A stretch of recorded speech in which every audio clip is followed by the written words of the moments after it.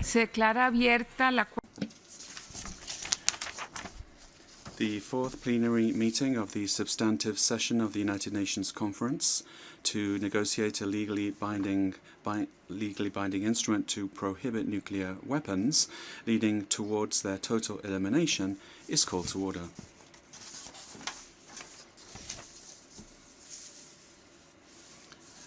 I'll move now into English for some items. Before proceeding further, I invite the conference to resume its consideration of Agenda Item 6, entitled Election of Other Officers. As those present will recall, with the adoption of its rules of procedure, the conference agreed to elect a president and 9 vice presidents. I have been informed of the following nominations for vice presidents as endorsed by the respective regional groups. From the group of the Latin American and Caribbean states, Chile. From the Western European and other states group, New Zealand. May I take it that the conference decides to elect the vice presidents nominated by these regional groups? I see no objection. It is so decided. On behalf of the members of the conference, I should like to take this opportunity to express the warmest congratulations to the vice presidents from Chile and New Zealand. I look forward to working with you and look forward to your collaboration and your enthusiasm as usual. Thank you very much. Welcome. The remaining vice presidents will be elected upon receipt of their nominations from the regional groups. I would also like to appeal to those regional groups that have not yet done so to nominate the remaining vice presidents as soon as possible. The conference has thus concluded at this stage the consideration of Agenda Item 6.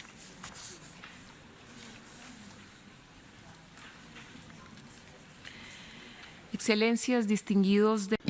Excellencies, distinguished delegates, we're now going to begin Item 1 on our agenda, Principles and Targets of the Preamble, with regard to Sub-Item B of Agenda Item 8.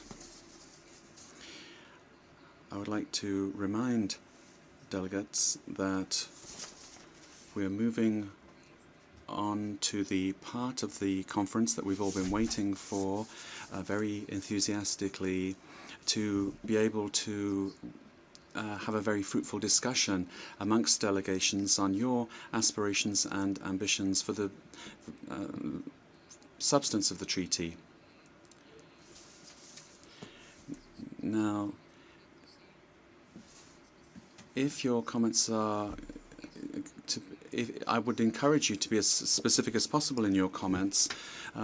That will help us to get a clear idea of the various visions being expressed here and couch those in a President's document that will help us to conduct negotiations when, in June, we come back to the negotiating table. It's going to be very important, therefore, to make the best use of the time that we have available.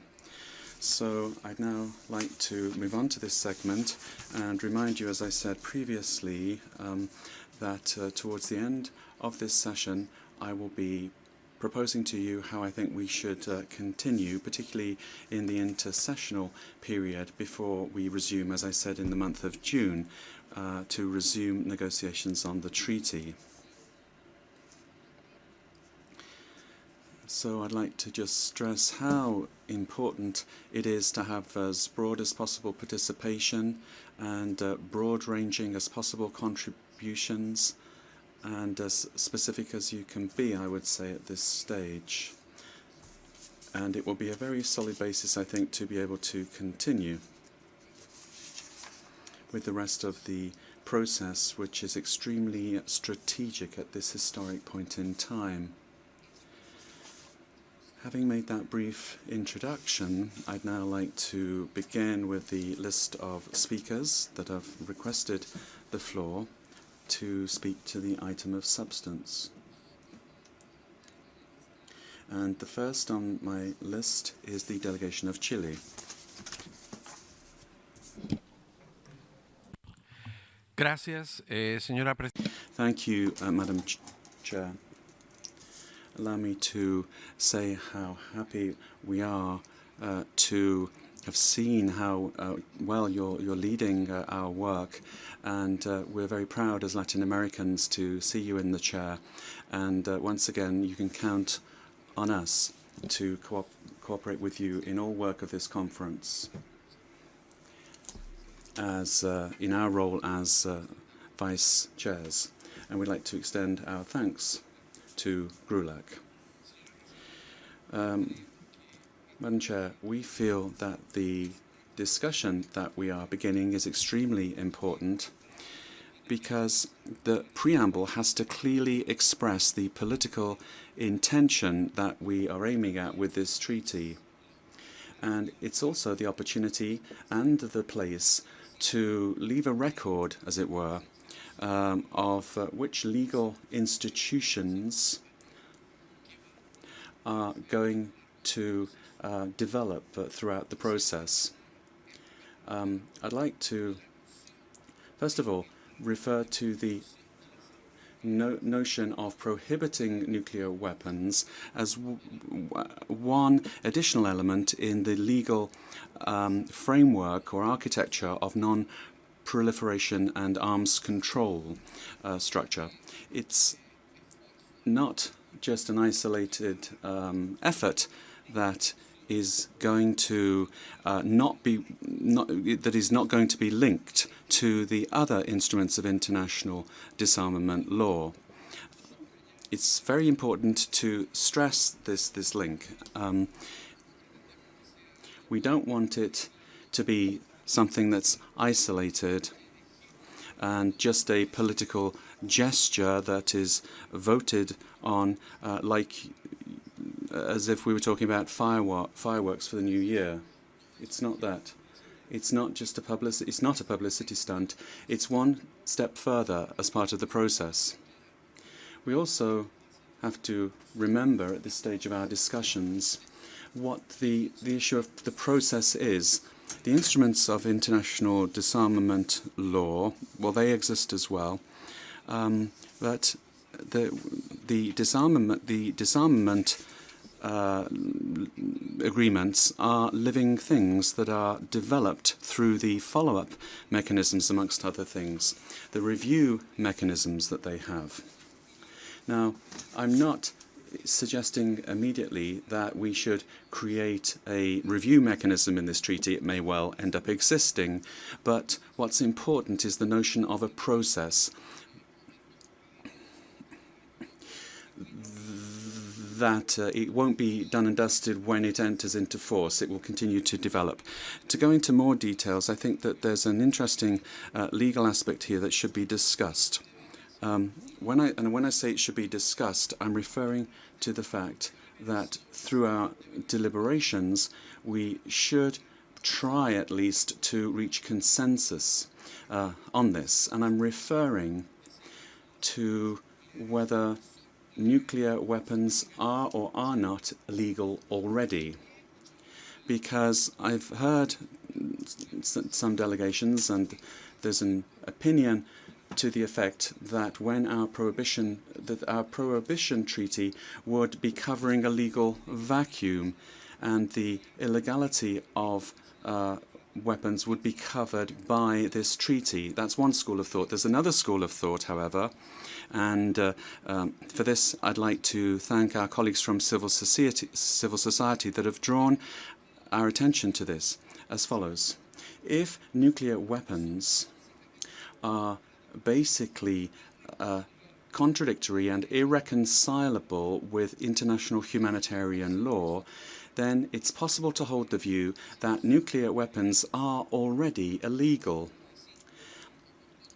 because they contradict such essential principles as distinction, humanity, the principle of proportionality, the principle of protection or non-damage to the environment. What the Convention should do in this regard is recognize this legal reality, this radical incompatibility, which means that these weapons can already be considered illegal because they are contrary to international law. And I'd like to stress here that my country, whilst at the same time feeling it's important to insist on the catastrophic humanitarian consequences that the use of nuclear weapons would bring with it, we have always understood the so-called humanitarian approximation as an effort to stress this central incompatibility between international humanitarian law and nuclear weapons. And I'll finish here. I would suggest that we take note of this item so that we can have a debate on it, and if necessary, I think we should together draft a preambular paragraph which would state this illegality, which is pre-existent, which is simply there because of the basic irreconcilable incompatibility between international humanitarian law and nuclear weapons. And then we would be able to make, I think, steps forward in this matter of prohibition, moving towards total ban of nuclear weapons.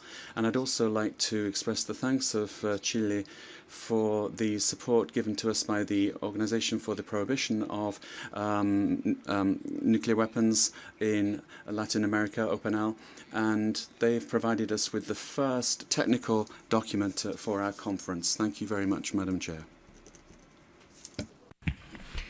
Muchas gracias al Thank you very much to the distinguished delegate of Chile. I now give the floor to the distinguished delegate of Mexico. Thank you very much, Madam Chair. Madam President, I would like to start by extending a warm welcome, warmly welcoming the decisions adopted yesterday.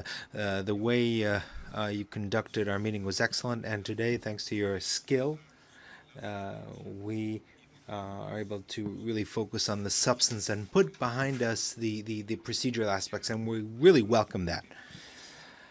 I would also in particular like to welcome the participation of civil society in this meeting. I think without the risk of exaggeration, I can say that we wouldn't be sitting here without the momentum, the encouragement, and the pressure. Pressure is very important, that of civil society. Before lunch, we heard several victims and survivors of nuclear weapons who reminded us of why we're here. We're here because of them and for them. And what that means is that this is not simply a diplomatic process or any diplomatic process. The fact that this isn't just any old diplomatic process forces us all to set aside our little petty interests or diplomatic games, if I can use the expression, and focus on working humbly and focus and with determination on the cause that has brought us here today.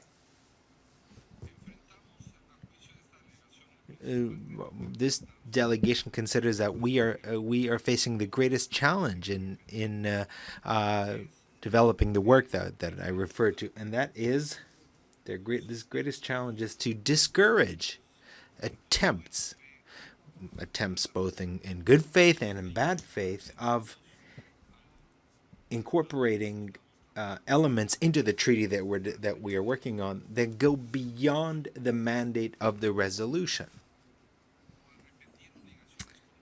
or to repeat in the treaty obligations that are already contained in other regimes, or to tried to substitute treaties or conventions that have already been negotiated.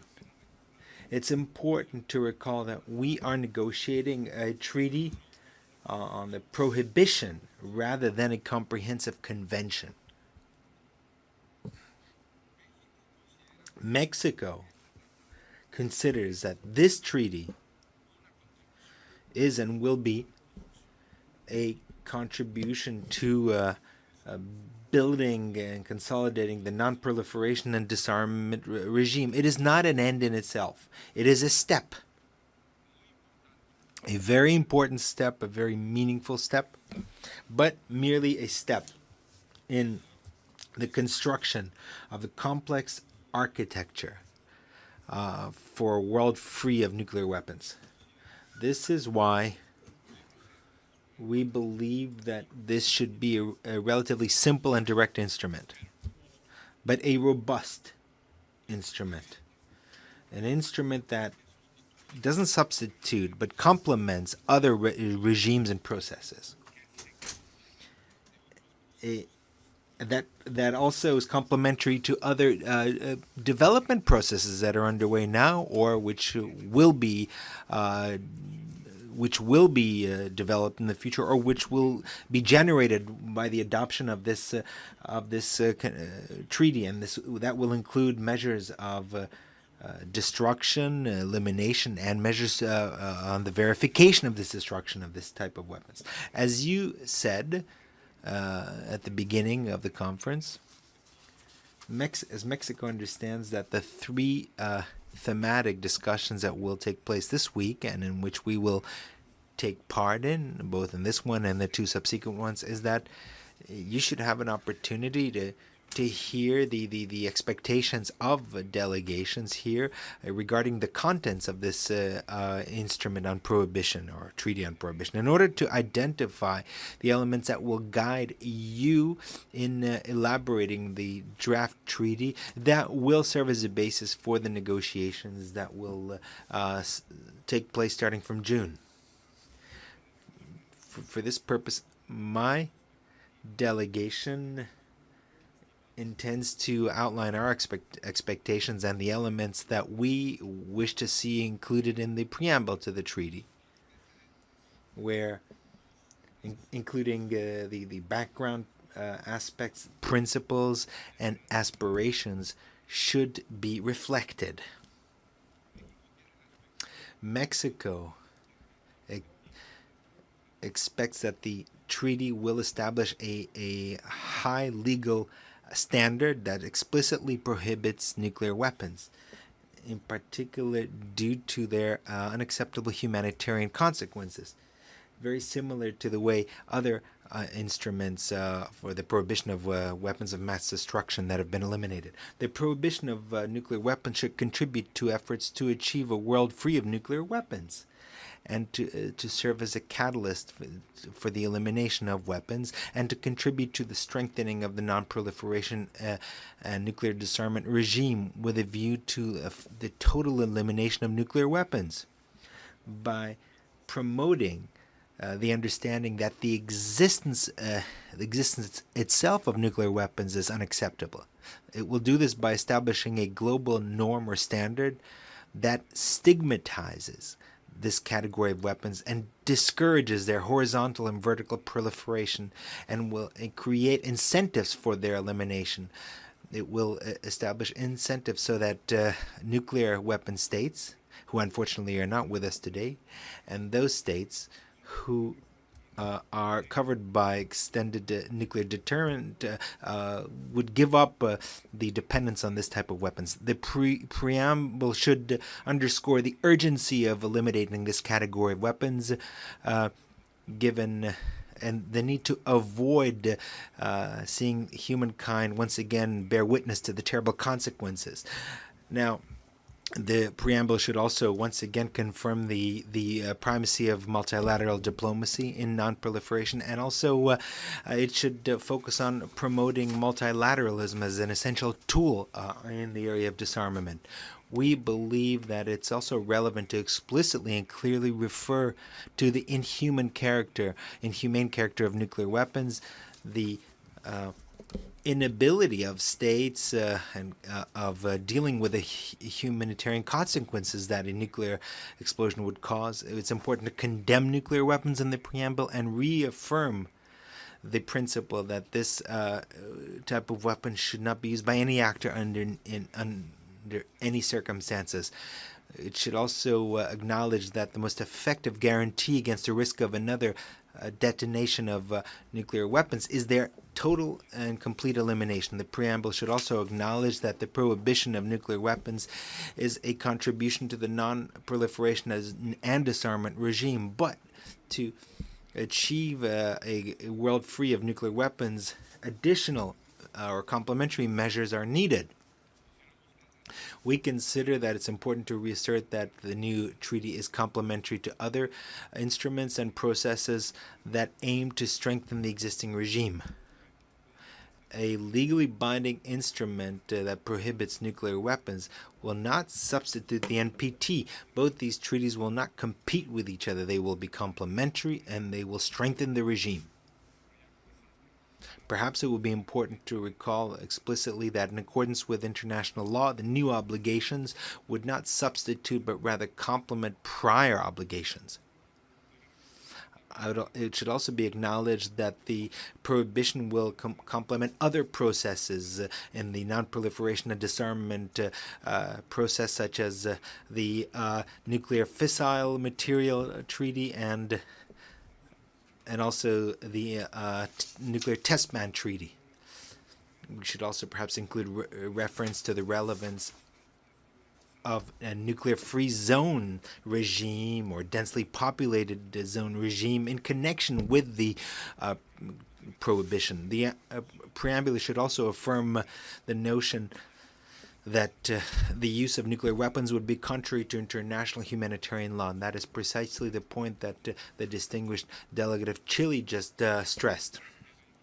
And by virtue of the violation of distinction between civilians and combatants, and also this would be one of the main reasons. It should also, the preamble should acknowledge the valuable contribution and role of civil society in moving multilateral negotiations forward. Madam President, with the aim of facilitating your work and to contribute to consideration of the elements under consideration now, my delegation will submit at the end of this week a paper for each one of the sections containing the lists of elements that we believe should be included in each one of the sections into which you have divided the thematic discussions this week. Thank you very much, Madam.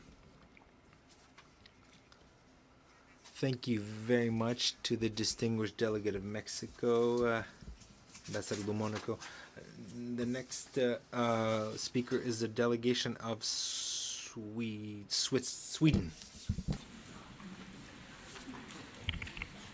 Thank you, Madam Chairperson.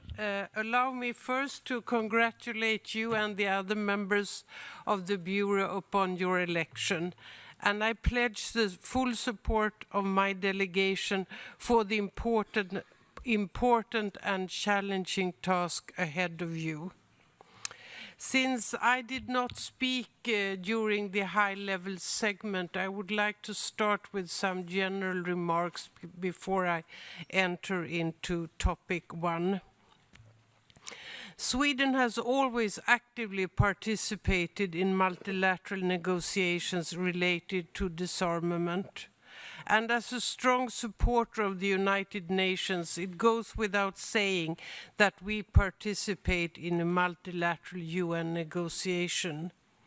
And in a deteriorating security environment, as we are witnessing today, every opportunity to seek progress in nuclear disarmament must be seized. We all have an obligation to try to make a difference. We continue to encourage all members of the United Nations to participate in the negotiation. Any negotiation benefits from a broad participation. Some, not present here, argue that these negotiations will be harmful to the NPT. Sweden's view is that they can be beneficial by injecting new energy into the disarmament work. My country sees the prohibition negotiation in the context of the NPT framework, not as a substitute for it. And I've heard many speakers today and yesterday pronouncing the same message. We support the humanitarian perspective, regardless of whether it refers to conventional arms or to weapons of mass destruction. However, the humanitarian perspective carries a particular weight when it comes to nuclear weapons. They have the capacity to destroy the human civilization, to kill millions or even billions of human beings, to destroy the environment, and to end life on Earth as we know it. And I would like to thank those civil society representatives who spoke to us before lunch for reminding us of the urgency in the task ahead of us. Madam Chair, so the humanitarian perspective should be clearly reflected in the preambular part of the treaty. In the preambular part, we should also reflect the ambition towards the elimination of nuclear weapons. We should also mention NPT as the cornerstone for non-proliferation and disarmament, and that nothing in this treaty affects obligations under the NPT, and that the treaty cannot replace the NPT. Furthermore, we would like to see that the treaty recognizes the gender aspects of nuclear issues. We would also like to see references to the ever-present danger of use of nuclear weapons by mistake. And finally, there should be references to the enormous waste of resources resulting from the production and modernization of nuclear weapons. Wherever possible, we should use consensus language from the NPT as well as from the General Assembly and the UN Security Council. Finally, Madam Chairperson, the vision for my country for this negotiation is that it should strengthen the norm against the use and possession of nuclear weapons, that its result should enjoy the respect of the international community, and that it should be ready in time for the high-level meeting on disarmament in September 2018. Thank you, Madam Chairperson.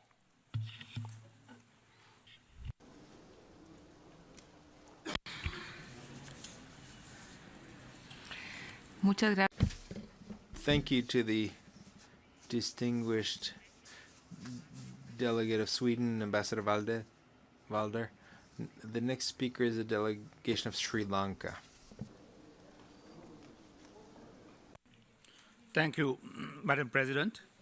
My delegation too joins all other delegations in congratulating you on the assumption of the presidency of this important conference, certain that under your able guidance we will have fruitful deliberations.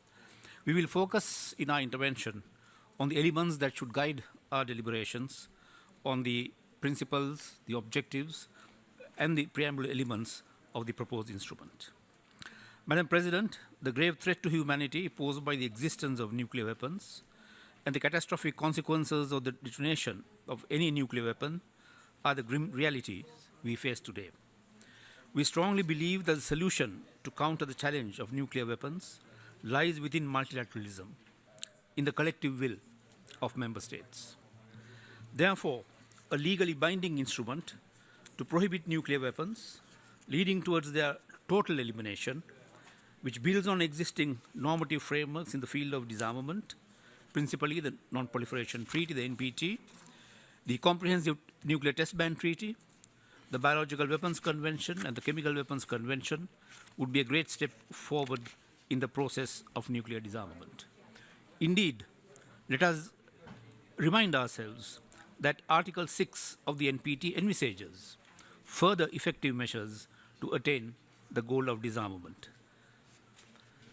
In the light of this, we welcome the convening of this conference, taking forward the multilateral nuclear disarmament negotiations to negotiate and conclude a legally binding instrument. However, it would be imperative that all member states do negotiate in good faith if we are to realize such a legally binding instrument that would help to create a world free of nuclear weapons. Its significance lies in the fact that this marks the commencement of the first multilateral negotiations on nuclear weapons since the CTBT. Madam President, the principal objective of a legally binding instrument to prohibit nuclear weapons must be to avert the humanitarian consequences and suffering caused by the detonation of nuclear weapons, which are inhumane and indiscriminate by nature. The impact of nuclear weapons detonation would be felt well beyond national borders and could have regional as well as global consequences. The destruction, death, and displacement caused by such a detonation would be unimaginable. As Albert Einstein described, quote, a drift towards unparalleled catastrophe, unquote. No country or international organization would be able to address the immediate humanitarian emergency that would be created by a nuclear detonation. In short, mankind is incapable of handling the dire humanitarian consequences of resort to nuclear weapons. To damage the human health and well-being, environment, climate, and hinder sustainable development, threatening the very existence of mankind. We must not forget that nuclear weapon explosions and nuclear testing have caused inconceivable and indiscriminate damage to generations of people. For example, radioactive contamination, a result of nuclear explosions and testing, have disproportionately affected innocent women and children in many parts of the world. They also contaminate water resources and food, thus making a great impact on human health, not to mention the environment. The risk of these catastrophic consequences will remain as long as nuclear weapons exist. The risks of accidental, mistaken, unauthorized, or intentional use of nuclear weapons could be due to many reasons. Inter alia, the vulnerability of nuclear command and control, technical failures, human errors, and cyber attacks. The nuclear accident at the Chernobyl facility years ago is a stark reminder of the grave risk that is associated with nuclear power. Further, the danger of nuclear material falling into terrorist hands and its unthinkable consequences have added a further dangerous dimension to the threat posed by nuclear weapons in a world where established states are increasingly being destabilized. It may be noted in this context that the International Convention for the Suppression of Acts of Nuclear Terrorism of 2005 provides a useful legal framework to deal with this aspect. Therefore, it is our view that total elimination of nuclear weapons would be the only absolute guarantee against use or threat of use of nuclear weapons. Madam President, I believe that the rationale for prohibition of nuclear weapons is clearly manifested in the humanitarian consequences and the risks of nuclear weapons, which I have just set out. Madam President, we are of the view that a legally binding instrument to prohibit nuclear weapons must essentially be premised in well-established principles of international law, reflected in the corpus of both treaty and customary law, and in particular on the cardinal principles in the fabric of international humanitarian law. All rules of international humanitarian law need to apply fully to nuclear weapons as they seek to negate the very humanitarian concerns which underlie the structure of IHL.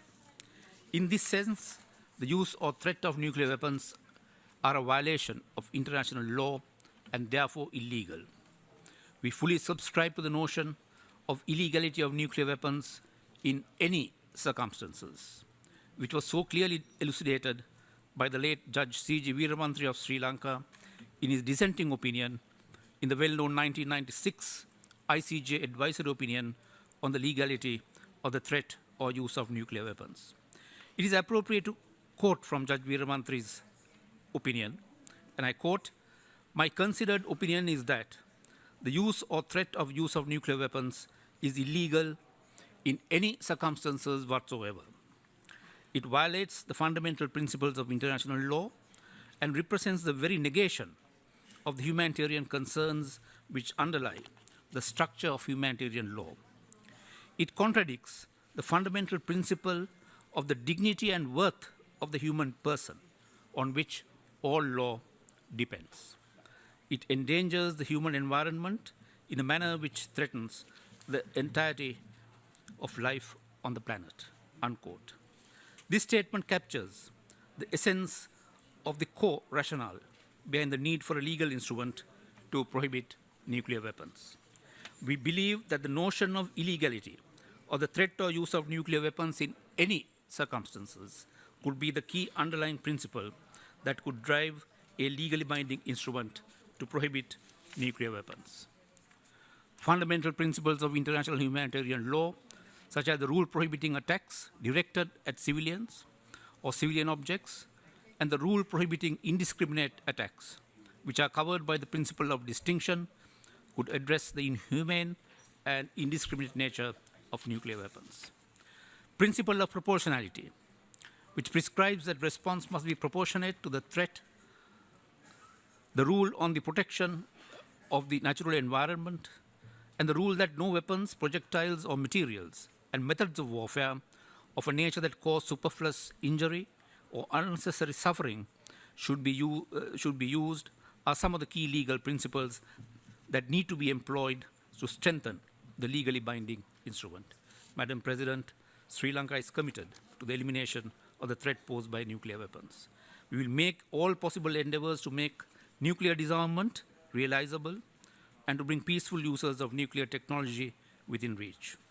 We look forward to a fruitful and constructive engagement with all delegations during the forthcoming negotiations. I thank you.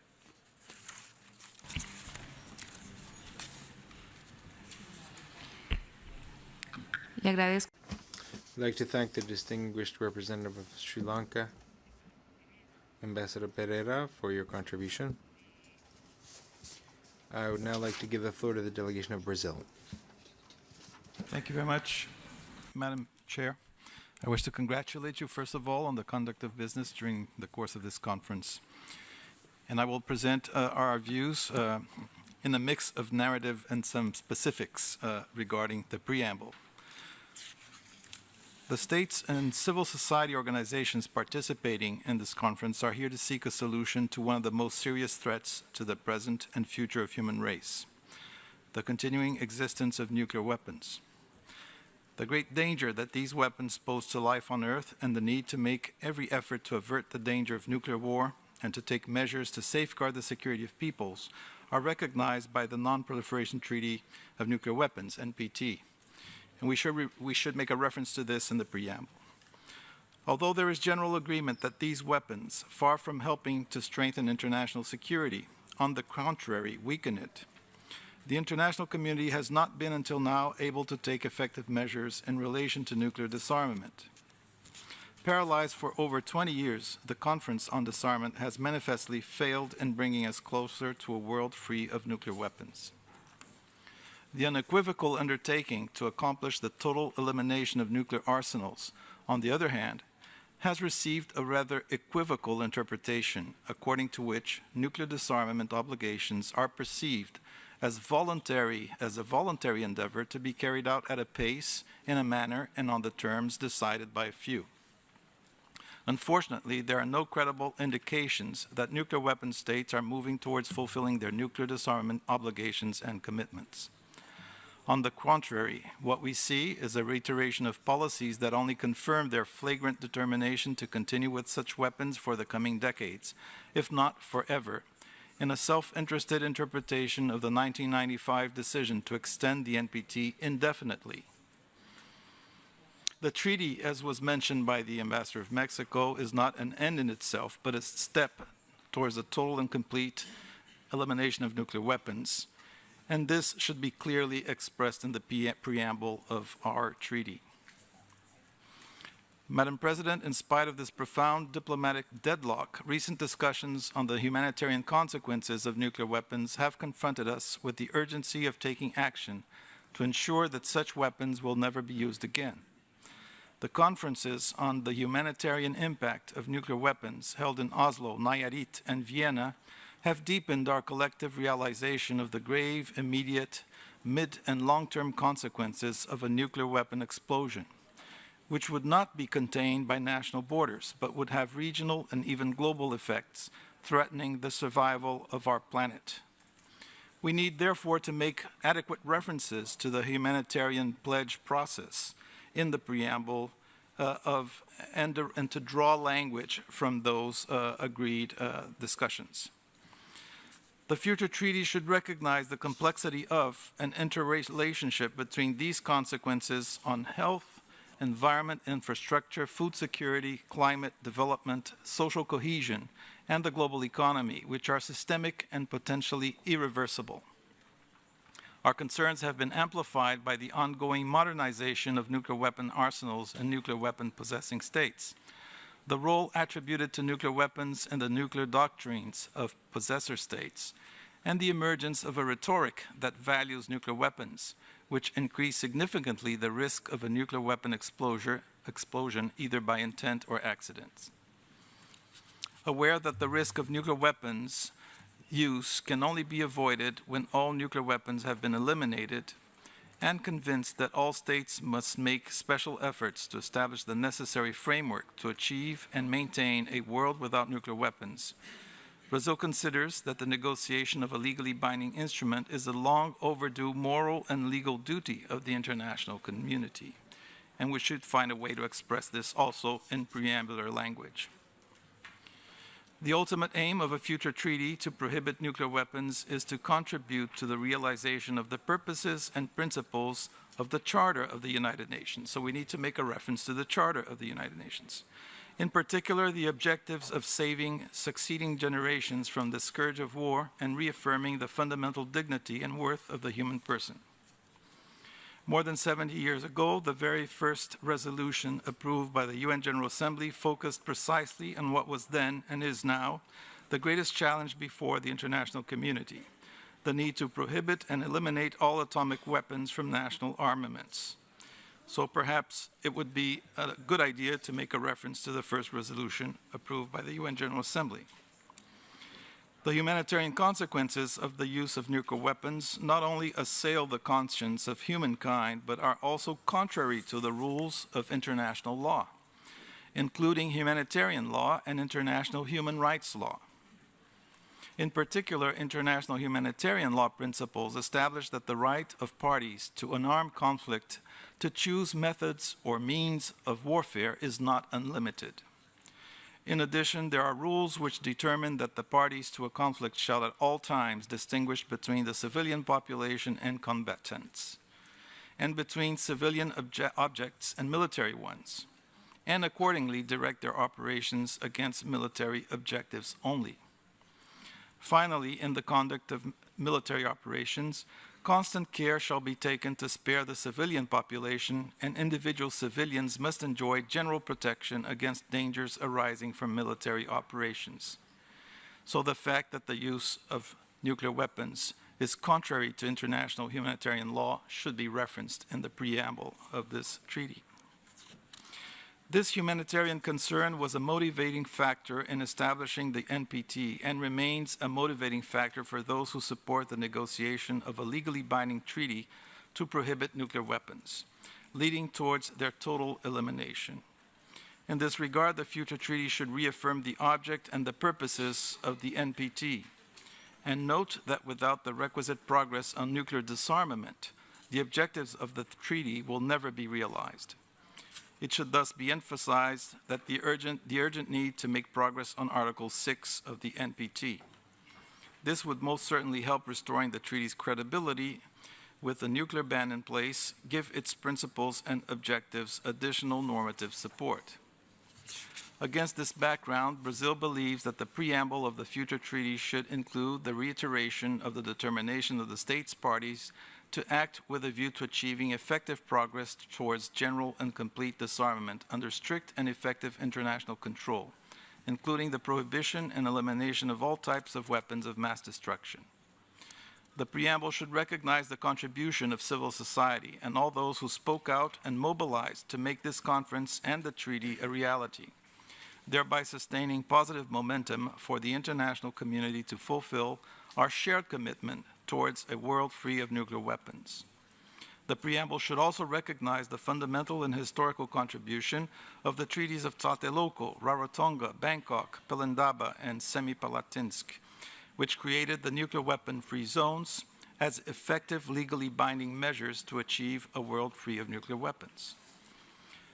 Finally, Madam President, as emphasized by the declaration of the 10th Special Session of the General Assembly, the first special session devoted to disarmament, measures of disarmament must be consistent with the inalienable rights of all states without discrimination to develop, acquire, and use nuclear technology, equipment, and materials for peaceful use of nuclear energy, and to design their peaceful nuclear programs in accordance with their national priority, needs, and interests, bearing in mind the need to prevent the proliferation of nuclear weapons. I thank you, Madam President.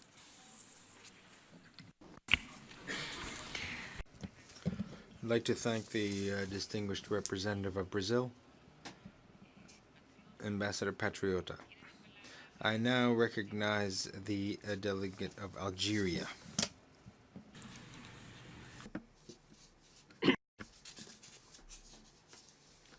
Thank you, Madam President. At the outset, I would like to thank you for the good way in which you are guiding our deliberations. Let me reiterate to you my delegation's full support to you for the efforts you undertake in order to ensure success for our deliberations. In this meeting, I would like to address the question of the topics, principles, and objectives, and the elements of the preamble for the legally binding instrument to prohibit nuclear weapons towards total elimination. Madam President, the future instrument would allow the member states to give the instrument formal characteristic to reject these instruments and to establish a clear international legal norm against the acquisition of these destructive weapons. Also, this instrument would universalize what has been prohibited in the nuclear weapon-free zones treaties which were established in Africa, Latin America, Central Asia, and Southeast Asia. Madam President, my delegation stresses the great importance to highlight in very clear terms in the future instrument the dangers and threats facing the humankind as a result of the existence of nuclear weapons and the continued maintenance of these weapons, and to stress that prohibition of nuclear weapons is a critical and fundamental matter in order to consolidate peace and international security, in order to promote economic and social progress for all peoples. In this regard, we could be guided by the Charter of the United Nations and the final documents of the first special session of the General Assembly dedicated to disarmament of 1978, as well as the principles enshrined in the other international treaties relating to weapons of mass destruction, in order to develop the general guidelines which would be the basis of the future instrument to prohibit nuclear weapons. Also, we could be guided by the advisory opinion of the International Court of Justice of 1995, and to consider the use of nuclear weapons and testing them as a violation of international law and in contravention with the principles of international humanitarian law and the human rights law. Among the principles that could be utilized is the stress on the contribution of all states within the international community in the area of nuclear disarmament, and to emphasize their right to participate on an equal footing in negotiations on disarmament, and to stress the primary responsibility of nuclear weapon states to get rid of these weapons. Algeria feels that the future instrument should not be interpreted that it would affect the right of state parties the inalienable right of state parties to develop research in the nuclear energy and its use for peaceful purposes without discrimination. The future instrument should reflect the grave concern of the international community over the humanitarian catastrophic consequences of nuclear weapons, and considering that the use or threat of use of nuclear weapons is a crime against humanity. The future instrument should explicitly reject any role for nuclear weapons in developing the security doctrines or any regional or international arrangements in order to maintain peace and security. Here, we would like to refer to the great contribution by the civil society in advancing towards positive results in this area. Madam President, in regard to the objectives, my delegation thinks that the future instrument should be a genuine instrument for disarmament, like other treaties relating to weapons of mass destruction, so that it would be a multilateral, non-discriminatory, and internationally verifiable instrument. Also, the instrument should aim at prohibiting all activities relating to nuclear weapons so that it would be developed to reflect the future technological advancements. And against this background, the instrument should prohibit all activities relating to development, production, acquisition, stockpiling, transfer, and use of nuclear weapons and all other matters related to them towards the full and complete elimination of nuclear weapons. With regard to the elements of the preamble of the future instrument, in addition to the notions that have been outlined in the general statement of Algeria, which was delivered yesterday in the high-level segment meeting yesterday, we could be guided by the elements contained in the Biological Prohibition Treaty and Chemical Weapons Prohibition Treaty and other instruments relating to nuclear weapons, as well as NPT. Thank you for your kind attention.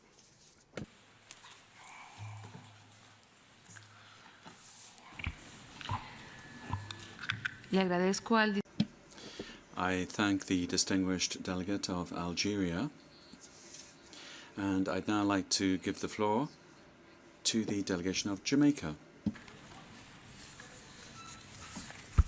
Let me thank you, Madam President, for providing us with an opportunity to speak on three critical elements of the future treaty: principles, objectives, and preambular elements. I will highlight some issues that we believe should be taken into account in our consideration of this topic. Number one, it will be essential for the treaty to have as its overarching objective the achievement and maintenance of a world free of nuclear weapons. The total and complete elimination of nuclear weapons and their means of delivery is at the very heart of what we are trying to achieve. In addition to the fundamental principles of the UN Charter, rule of law, respect for human rights, territorial integrity, and sovereignty, the guiding principles to attain and sustain this vision of a world free of nuclear weapons must include humanitarian principles. It should therefore reflect that the devastating humanitarian impact of nuclear weapons is of overwhelming and urgent concern to the international community. It should recognize that the intentional or accidental use of nuclear weapons would have catastrophic consequences on mankind, which run contrary to the spirit of the UN Charter. Another key principle is that it should establish a clear legal standard for the prohibition of nuclear weapons and their use and/or threat of use. This should reflect the ICJ's advisory opinion that the threat of use of nuclear weapons would generally be contrary to the rules of international law applicable in armed conflict, and in particular the principle and rules of humanitarian law. It should also declare that any attempt to use or threaten to use nuclear weapons would constitute a crime against humanity. The treaty's preambular section should reaffirm the principles outlined in key nuclear disarmament treaties, notably the NPT and nuclear weapon-free zone treaties, thereby building on the norms that already exist and supplementing existing legal instruments. Turning to the glaring legal anomaly that is evident in the current nuclear weapons regime, it is important that the preamble reflects the necessity to undertake effective legal measures to close the legal gap for the prohibition and eventual elimination of nuclear weapons. The treaty must also highlight the common obligation of both nuclear weapon states and non-nuclear weapon states to comply with its provisions for full and effective implementation. As such, it should reiterate the centrality of non-discrimination. We must be clear on this, Madam President. There should be no distinction among state parties. Madam President, this groundbreaking treaty must also recognize the gendered dimension of the development, testing, and use of nuclear weapons, which disproportionately impact the health and well-being of women.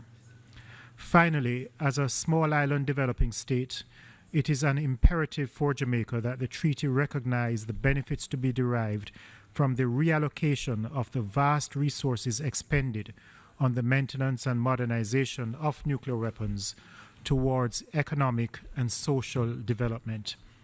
This is particularly so in light of the immense resources that will need to be mobilized to finance the implementation of the 2030 Agenda for Sustainable Development. I thank you.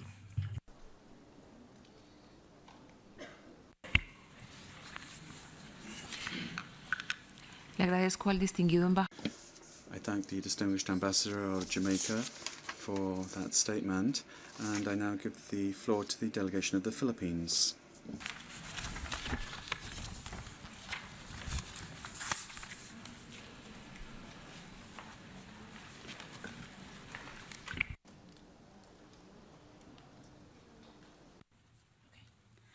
I thank you for giving me the floor, Madam President. My delegation wishes to commend you and for the work that you and your Bureau have been doing so far. We also wish to congratulate Indonesia, Iran, Chile, and New Zealand on their election as vice presidents.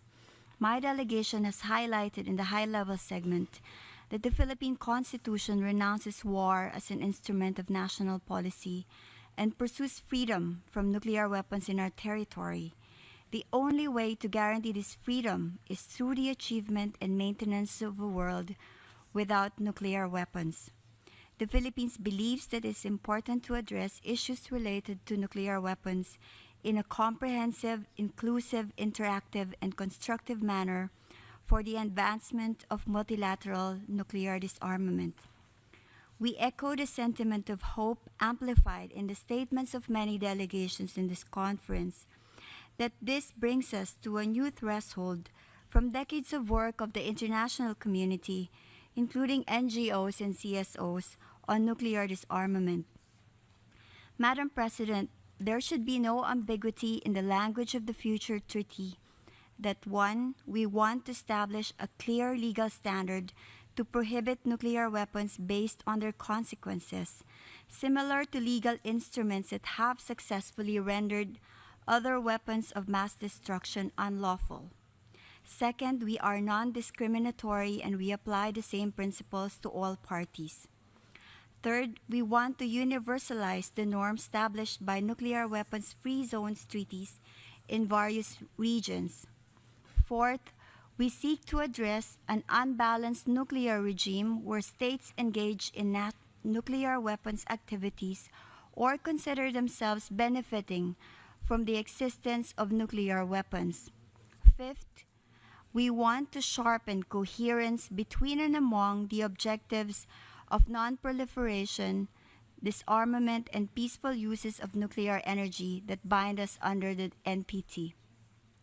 Madam President, at the open-ended working group on taking forward multilateral disarmament negotiations last year, the Philippines expressed deep concern over the threat to humanity posed by the existence of nuclear weapons and the catastrophic humanitarian consequences of any detonation. We emphasize that the risk of these consequences will remain as long as nuclear weapons exist. The Philippines would like to see the preambular portion language recognizing the humanitarian consequences of nuclear weapons. The preambular section may, as the open-ended working group did, note with concern the progress in multilateral nuclear disarmament has been slow, and that existing UN disarmament machinery, including the CD, has not been able to carry out negotiations pursuant to an agreed program of work in 2 decades. The delegations here have collectively noted that it has been 21 years since the negotiation of the CTBT, and it is unlikely that the program of work in the CD will be agreed upon anytime soon. The lack of progress has made the negotiation of a banned treaty not only inevitable, but imperative.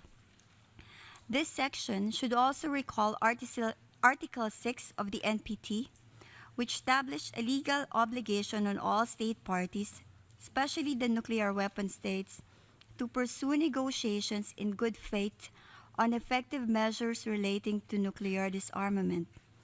The Philippines would like the preamble to strongly establish that the nuclear ban treaty will be in line with this article. Finally, the Philippines would like to see the preamble emphasize that the security of humankind from nuclear weapons is a mandate shared by the entire membership of the UN, and that there is no better time than now to press ahead decisively with our efforts on complete nuclear disarmament. I thank you, Madam President.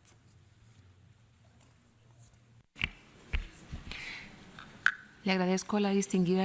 I thank the distinguished representative of the Philippines, the Ambassador for Philippines in Geneva, and I now give the floor to Switzerland.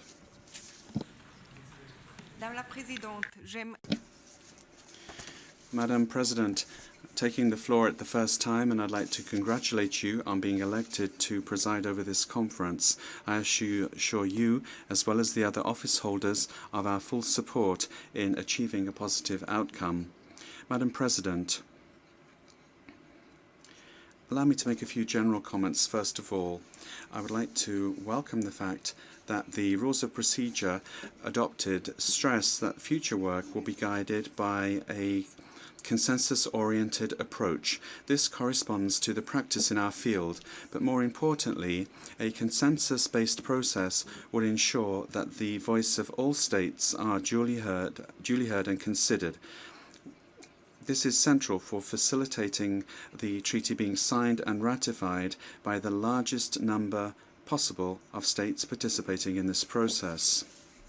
We also welcome the fact that the rules we have adopted ensure that civil society will be involved in our work and will be able to continue to contribute to a process in which it has played an instrumental role from the very beginning. Madam President, we have a very important task ahead of us. Negotiating a treaty in the field of weapons of mass destruction and nuclear disarmament is a rare occurrence. It is all the more important, therefore, to ensure that we get it right.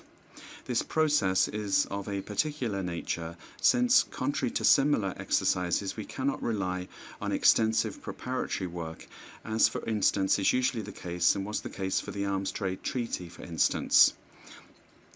While the open-ended working group report of 2016 dealing with nuclear disarmament that was held in 2016 was clear in recommending the commencement of negotiations on a legally binding instrument prohibiting nuclear weapons, a large number of fundamental questions related to this endeavour remain open. While we understand that many in the room are keen to move forward quickly, we believe it is equally important that we take the time to fully analyse and fully understand the steps that we are about to take. A sound treaty will take time to negotiate. Haste should not be our guide. Madam President, The negotiations that begin this week should result in an instrument that contributes to nuclear disarmament and international security. It could also make a distinctive contribution to developing international law in regard to nuclear weapons. Switzerland stands ready to actively participate in this endeavour and to help elaborate an instrument that brings us closer to the shared goal of achieving a world without nuclear weapons. It is from this standpoint that it will be important to use this initial week of negotiations to pay careful consideration to a number of key issues. Let me highlight a few initial considerations. First, regarding the scope of the instrument, a treaty spelling out clear prohibitions, focusing on key norms needed to curtail nuclear weapons. Certainly, this would be an adequate path to pursue. At the same time, we believe that a treaty building on humanitarian considerations, while being mindful of security challenges, should not only contain provisions with immediate normative effect, but should also open the door for practical disarmament steps at a later stage. To facilitate a disarmament effect, a number of options can be considered. Second, we need to carefully consider the relationship between this treaty and the existing nuclear disarmament and non-proliferation regime. There is a broad agreement that the treaty we are negotiating must reinforce and complement the existing nuclear disarmament and non-proliferation regime. The NPT. Hence, the Prohibition Treaty must constitute and be framed as an effective contribution to the implementation of Article 6 of the NPT in particular.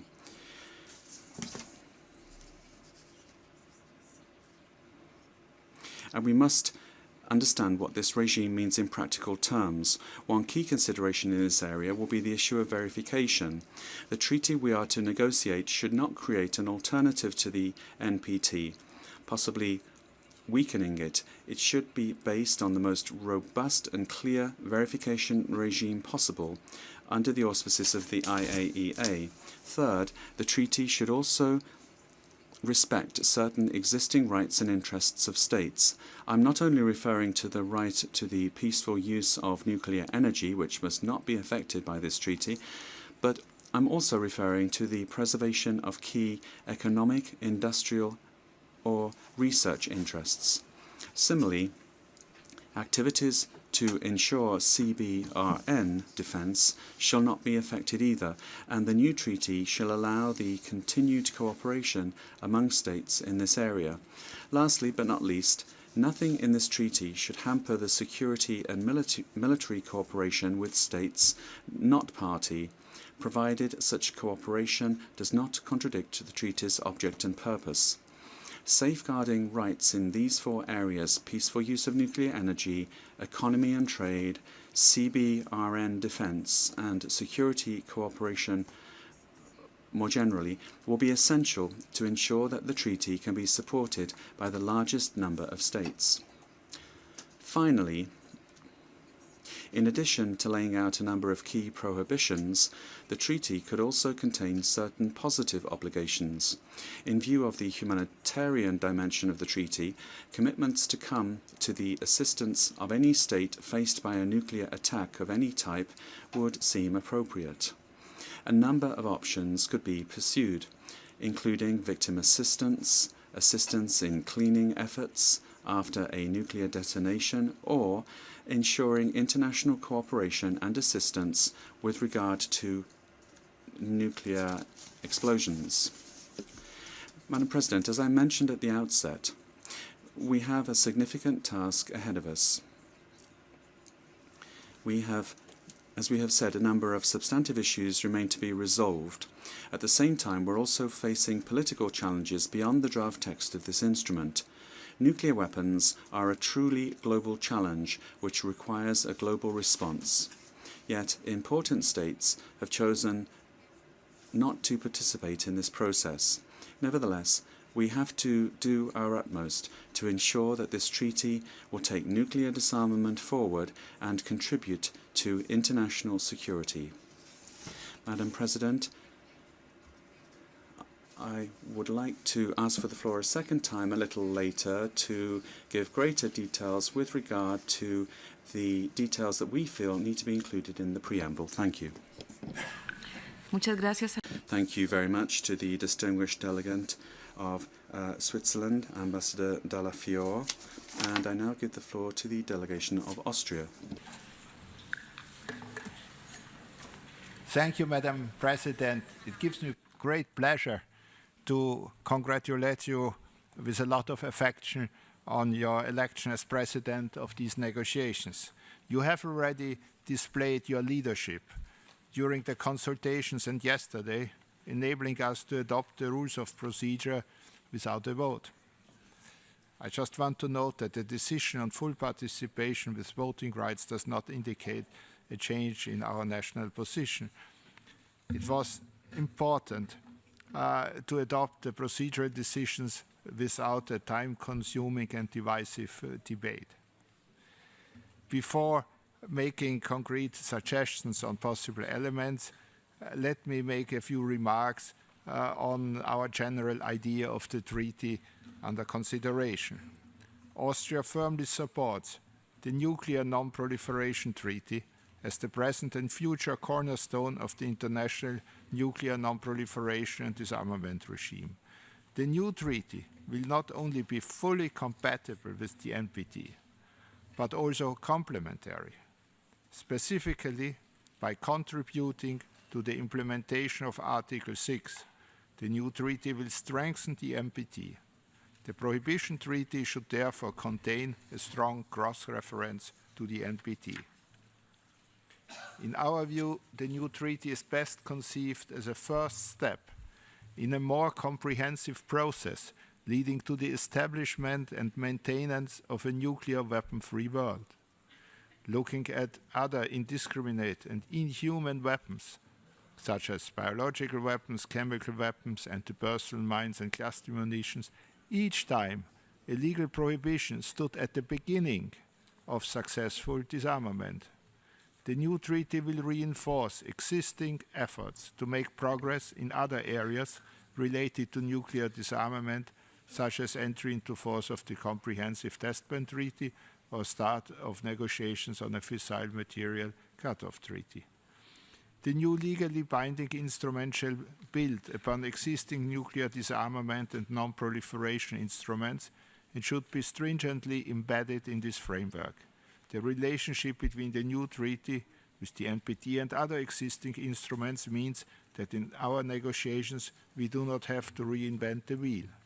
Rather than duplicating what is already laid down somewhere else, we should aim for a lean treaty focusing on elements which represent an added value as compared to existing norms and which can realistically be negotiated among the states represented in the available time frame. In our view, it seems, for example, not necessary to engage in lengthy discussions about definitions. After all, there are no definitions in other key nuclear disarmament and non-proliferation treaties, above all in the NPT, presumably as the meaning of the key terms was quite obvious to the drafters as it is today. We suggest to pay particular attention to the scope of the prohibitions, and I will come back on this at a future intervention. As to the preamble, Austria suggests that many elements from the preamble of Resolution 71/258 could meaningfully be taken up into the Prohibition Treaty, as well as some additional elements introduced. Thus, the preamble should focus, in our view, on the following key elements. The objective of achieving and maintaining a nuclear weapon-free world, to which the Prohibition Treaty will make an important contribution, and the necessity of additional measures, both practical and legally binding, for the irreversible, verifiable, and transparent destruction of nuclear weapons. The need for a prohibition is firmly rooted in the globally recognized concern about the catastrophic humanitarian consequences of and risks related to the mere existence of nuclear weapons. The concern at the humanitarian consequences is the key driving factor to finally move forward in nuclear disarmament and should thus be strongly reflected as guiding principle of the treaty. Next element, the findings and conclusions of the fact-based discussions at the conferences on the humanitarian impact of nuclear weapons in Oslo, Nayarit, and Vienna, including that impact of a nuclear weapon detonation, irrespective of the cause, would not be constrained by national borders and could have regional and even global consequences, causing destruction, death, and displacement, as well as profound and long-term damage to the environment, climate, human health and well-being, socio-economic development, social order, and could even threaten the survival of humankind. Elements from the humanitarian pledge, such as that all states share the responsibility to prevent any use of nuclear weapons, to follow the imperative of human security for all, and to promote the protection of civilians against risks stemming from nuclear weapons, which was supported by more than 125 countries. Next element, the mentioning of the human suffering of the victims of nuclear weapon explosions and the need for assistance, which was underlined so movingly yesterday and today by Hibakushas. The relevant provisions of the UN Charter, in particular its principles and objectives, including the promotion of international peace and security and the role of collective measures to that end. The relevant aspects of international humanitarian law, as reflected in customary international law, in particular the fundamental principle of distinction between combatants and civilians, and the corresponding prohibition of weapons which are by nature indiscriminate, as well as those of a nature to cause superfluous injury or unnecessary suffering. The principle that nothing in the treaty derogates obligations from other treaties. The NPT as the cornerstone of the international nuclear non-proliferation and disarmament regime, the documents and decisions adopted at the NPT review conferences of 1995, 2000, and 2010, and the urgency to better implement Article 6 of the NPT. Other relevant international law, most of all, the treaties establishing nuclear weapon-free zones, the urgency to bring the CTBT into force, the need to use the enormous resources spent on nuclear arms for better use for mankind, such as, for example, implementing the SDGs. An acknowledgement of the contribution of the United Nations and other international organizations, such as the ICRC, civil society, and academia, to taking forward multilateral disarmament. And I want to pay a particular tribute to the very important role of civil society. Without them, we would hardly be here today. The urgency for more political attention to nuclear disarmament. And last but not least, the necessity for further concrete steps to be taken in order to achieve a world without nuclear weapons. I thank you, Madam Chair.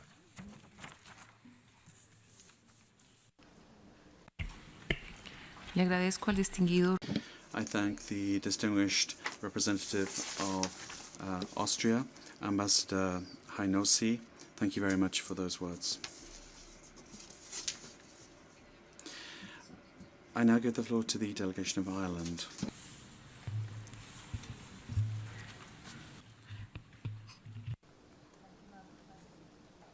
In this thematic segment, you've invited us to focus on the content of the preamble. My delegation spoke yesterday on our overall approach to these negotiations, and we will speak later on core prohibitions and other issues. But we are very pleased to have a specific opportunity to address the content of the preamble. We believe that this is a very significant and important part of the treaty, which deserves our due care and attention. It is the preamble which will, in a way, introduce the treaty to the wider world, the world outside of this room and these negotiations, which we must always bear in mind. For we do not work here in a vacuum, and our work on nuclear disarmament is connected to all of the global challenges facing humanity. The preamble, therefore, is our opportunity to set out our vision for this new and complementary treaty, to explain where it has come from, and to demonstrate where it is leading. For this treaty, as many distinguished delegates have already made clear, is part of a continuum on disarmament and is one of a number of steps. The preamble, therefore, provides us with the opportunity to set our treaty in context, both the human context and the legal context. It also allows us to speak to a wide audience and to connect what can sometimes be the detached, technical language of nuclear disarmament to the genuine human concerns which are at the heart of our work here and the driving force behind this treaty to prohibit these weapons comprehensively for the protection of all humanity.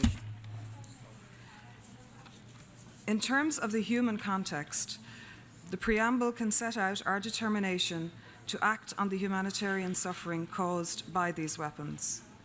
It can make clear that the treaty is based on those key concerns which I think every delegation has referred to here: the devastating human and environmental consequences of these weapons, the inadequacy of any possible humanitarian response, and the growing risk of a detonation.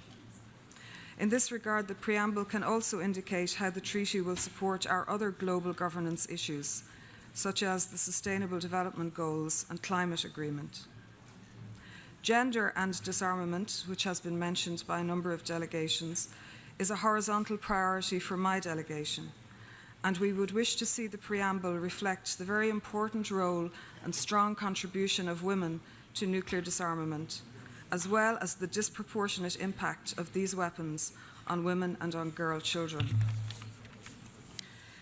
Bearing in mind the opening statement made by my delegation, we believe the preamble should also situate the treaty in the context of the existing body of international law, regimes and instruments which it will complement, as well as the United Nations Charter itself and all relevant UN resolutions, as has been mentioned by other delegates.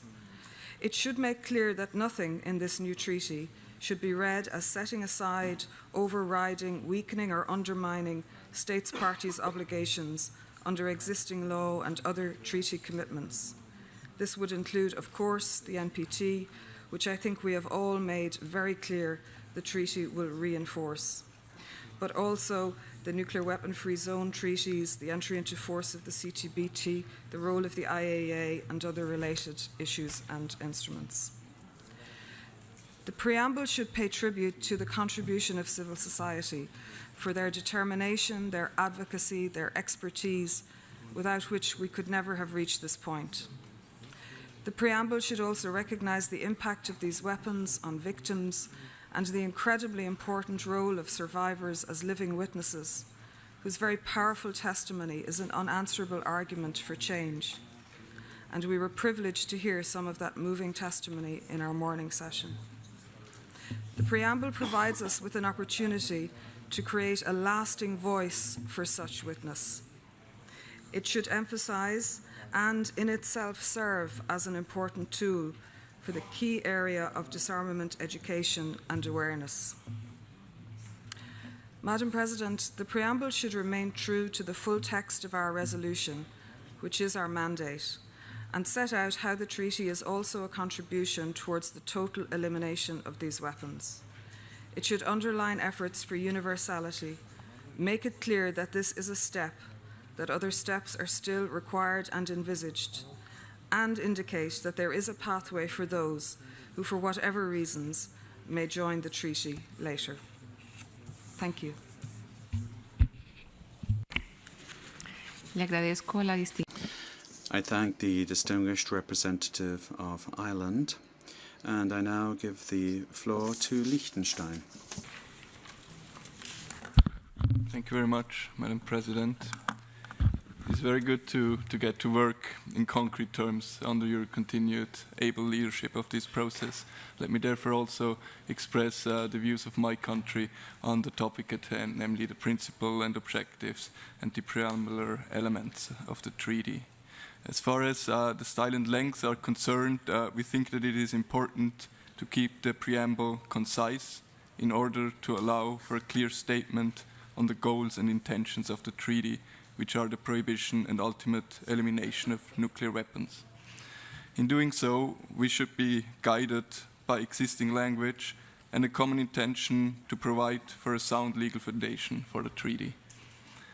As others, Madam President, I would like to underline the need to stress the grave humanitarian consequences nuclear weapons have on the civilian populations and the environment due to their indiscriminate nature.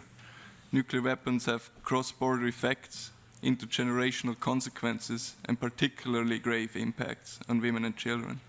And it is very clear that our negotiations build on important recent efforts to shed light on the humanitarian consequences of nuclear weapons use. Madam President, among the legal principles reflected in the preamble, it should be made clear that we endeavor to establish a legal norm like with other weapons of mass destruction, namely a norm that clearly and comprehensively prohibits nuclear weapons. This is fully in line with the purposes and principles of the Charter, which include the common quest for peace and security, development, human rights, and the promotion of international law. In this regard, it is important to stress that the use of nuclear weapons is incompatible with the requirements of international law, in particular IHL, but also human rights law, environmental law, and international criminal law. The ICJ advisory opinion is an important reference in that regard, as it states that the threat or use of nuclear weapons would generally be contrary to the rules of international law applicable in armed conflict, and in particular the principles and rules of humanitarian law. The preamble should furthermore stress that the use of nuclear weapons leads to individual criminal responsibility due to their indiscriminate nature in accordance with established IHL principles.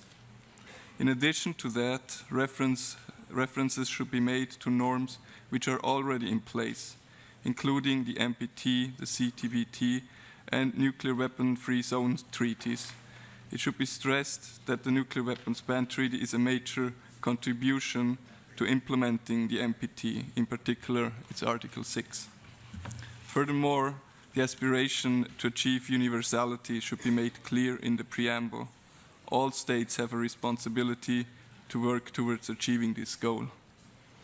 As far as ethical and moral principles are concerned, the preamble could state that it is the ethical and moral responsibility of all states to work towards outlawing nuclear weapons, leading to their total elimination, as the use or threat of use of nuclear weapons is contrary to public conscience. The prohibition of nuclear weapons is an effort to strengthen and complement existing legal obligations, in particular under IHL. Evidence of the indiscriminate effects and unspeakable suffering caused by nuclear weapons already makes them hardly compatible with IHL. The vast amount of money, it's been said by other delegations as well, the vast amounts of money spent on upgrading and modernizing current nuclear arsenals could be put to much better use for peaceful purposes and to advance important common projects of humanity. In that respect, the SDGs have been mentioned. Finally, Madam President, the comprehensive prohibition of nuclear weapons should be firmly anchored as an essential part of a comprehensive nuclear disarmament and non-proliferation architecture, leading to total elimination of nuclear weapons that in turn make an important contribution to international peace and security. Thank you very much. Muchas gracias al Thank you to the distinguished delegate of Liechtenstein, Deputy Permanent Representative.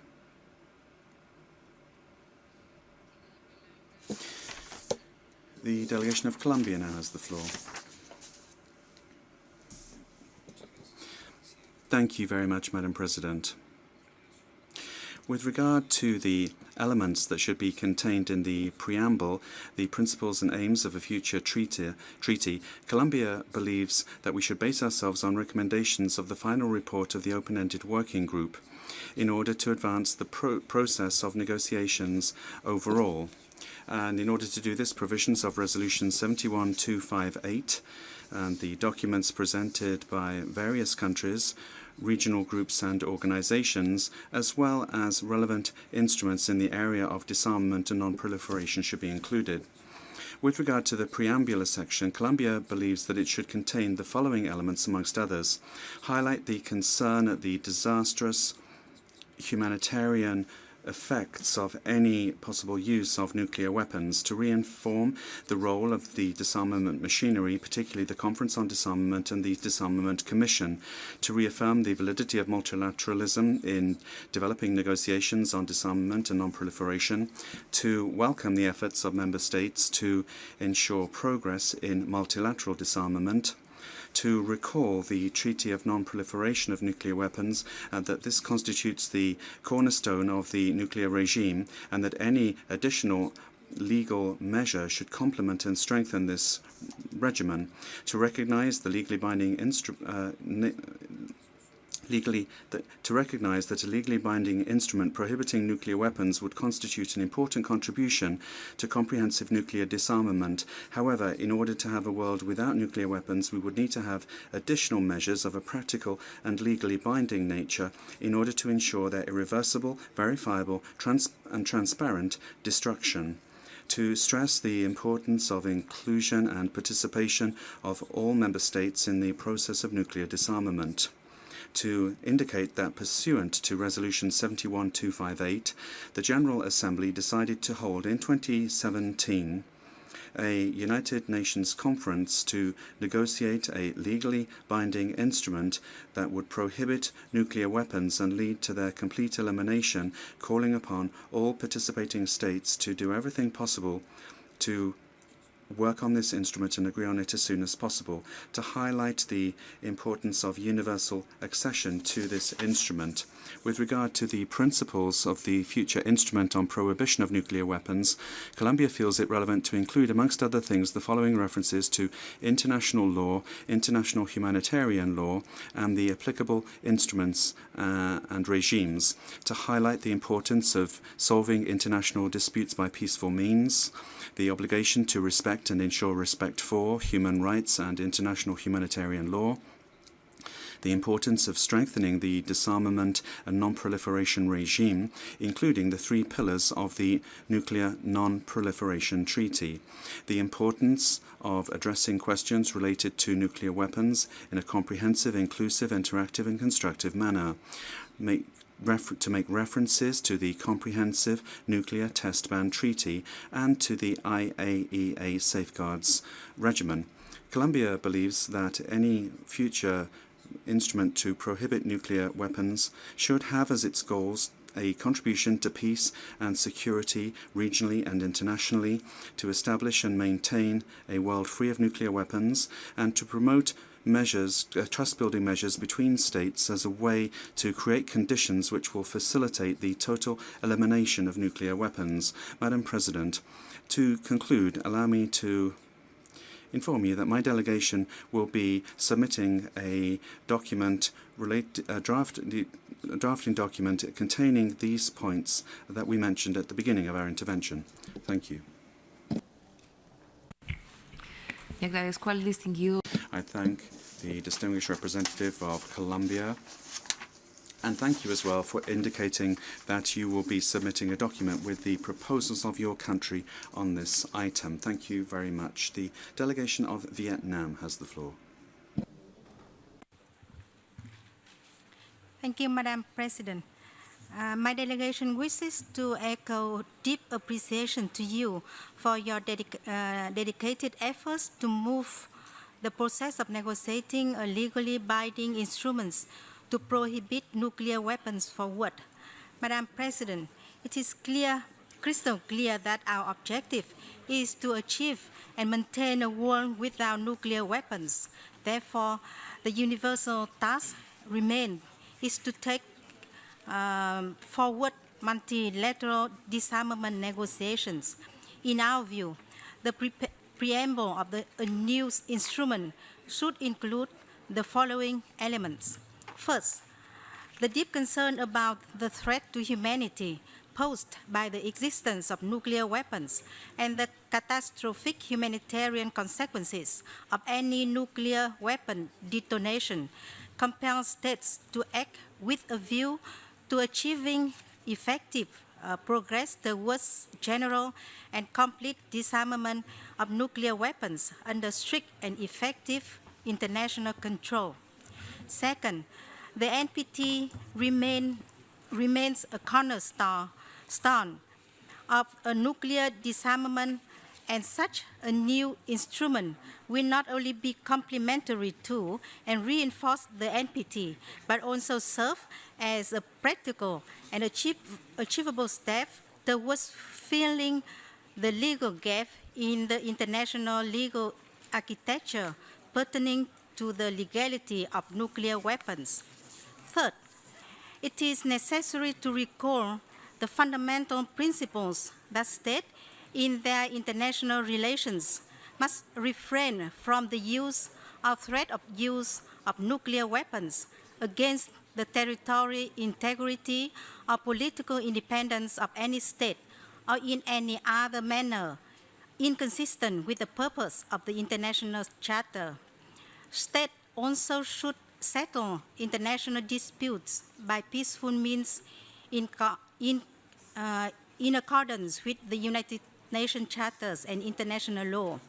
Last but not least, the benefits of peaceful application of nuclear technology should be available for peaceful purposes to all parties to the new instrument. Madam President, my delegation looks forward to working with you and other delegations toward a successful conclusion of an effective legally binding instruments to prohibit nuclear weapons, leading to their total eliminations. I thank you.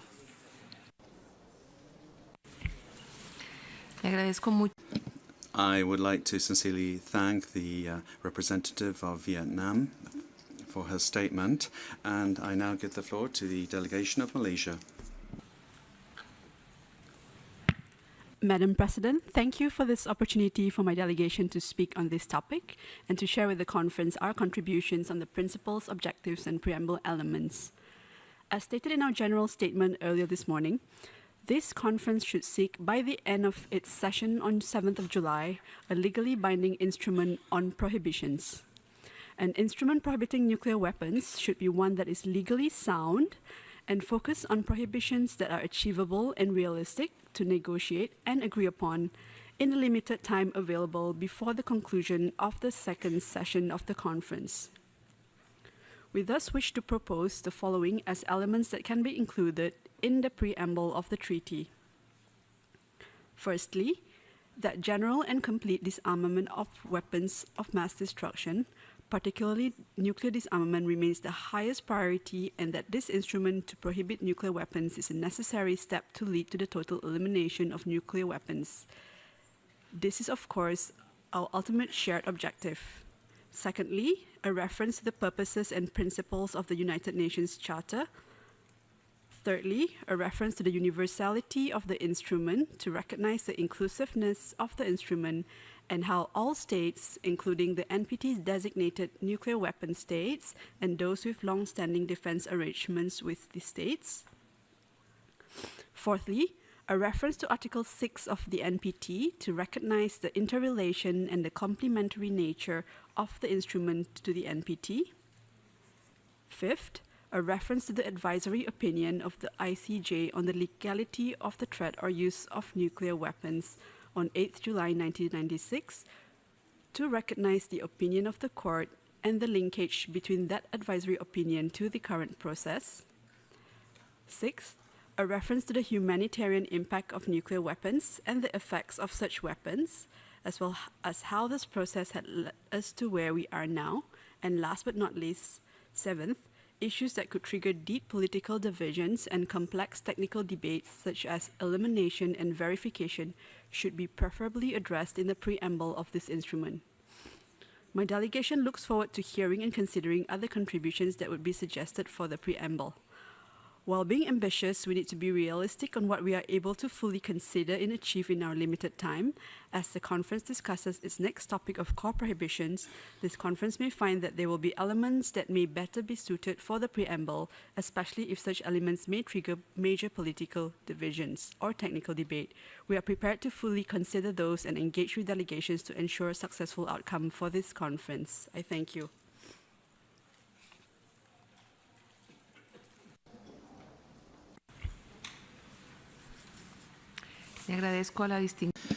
I thank the distinguished delegate of Malaysia, and I now give the floor to the delegation of Indonesia.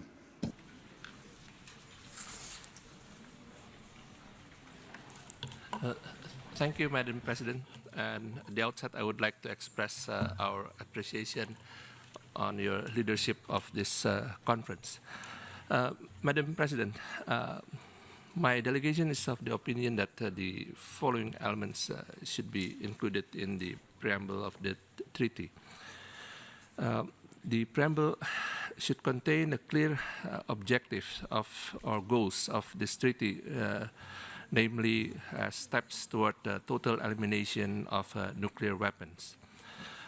My delegation is of the view that such steps should contain or consist of dismantling of all existing nuclear weapons, permanent and irrevocable conversion of fissile materials obtained from the dismantling process into non-weapon grade standard, universal delegitimation of the concept of nuclear deterrence by making clear that such concept is in fundamental contradiction to the principle of humanity and international peace and security as embodied in the Charter of the United Nations, and to ensure the finality and perpetual maintenance of the total elimination of nuclear weapons through the implementation of the provisions of the NPT. The other element that we'd like to see in the preamble will be the reference on the responsibility of the state parties to take action to realize those objectives. As already mentioned by other delegation, we would also like to see a clear reference on the impact of nuclear weapons, and in particular its humanitarian consequences. And therefore, this treaty should also incorporate the aspiration that has been transpired during the conferences on humanitarian impact of nuclear weapons in Oslo, Nayarit, and Vienna.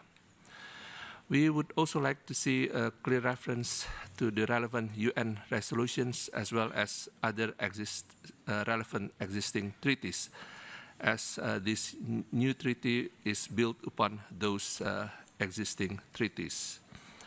Therefore, the preamble part should make clear should clearly reflects the continuation of the spirit and principles embodied in the first special session of the UN General Assembly devoted to disarmament in 1978 as one of the important milestones in nuclear disarmament.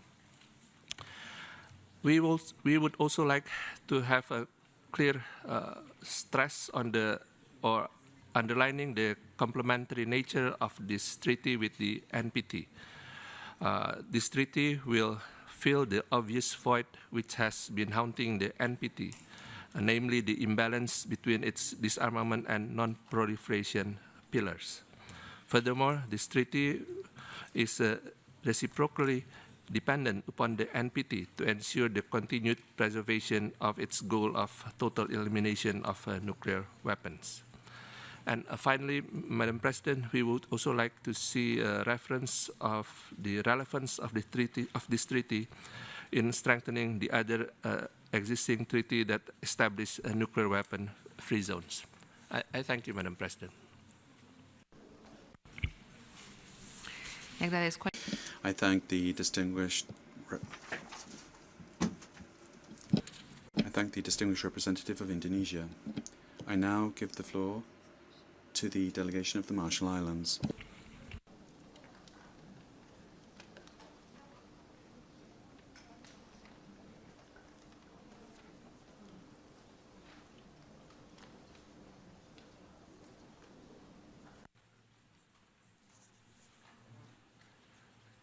Yes.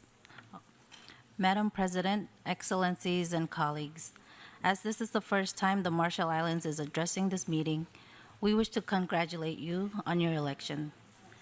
The Republic of the Marshall Islands is pleased to offer the following reflections on possible elements for consideration in our negotiations regarding the goals and principles to be reflected in an outcome instrument. Madam President, the humanitarian impacts of nuclear weapons use should be rightfully acknowledged as an important pillar of the instrument.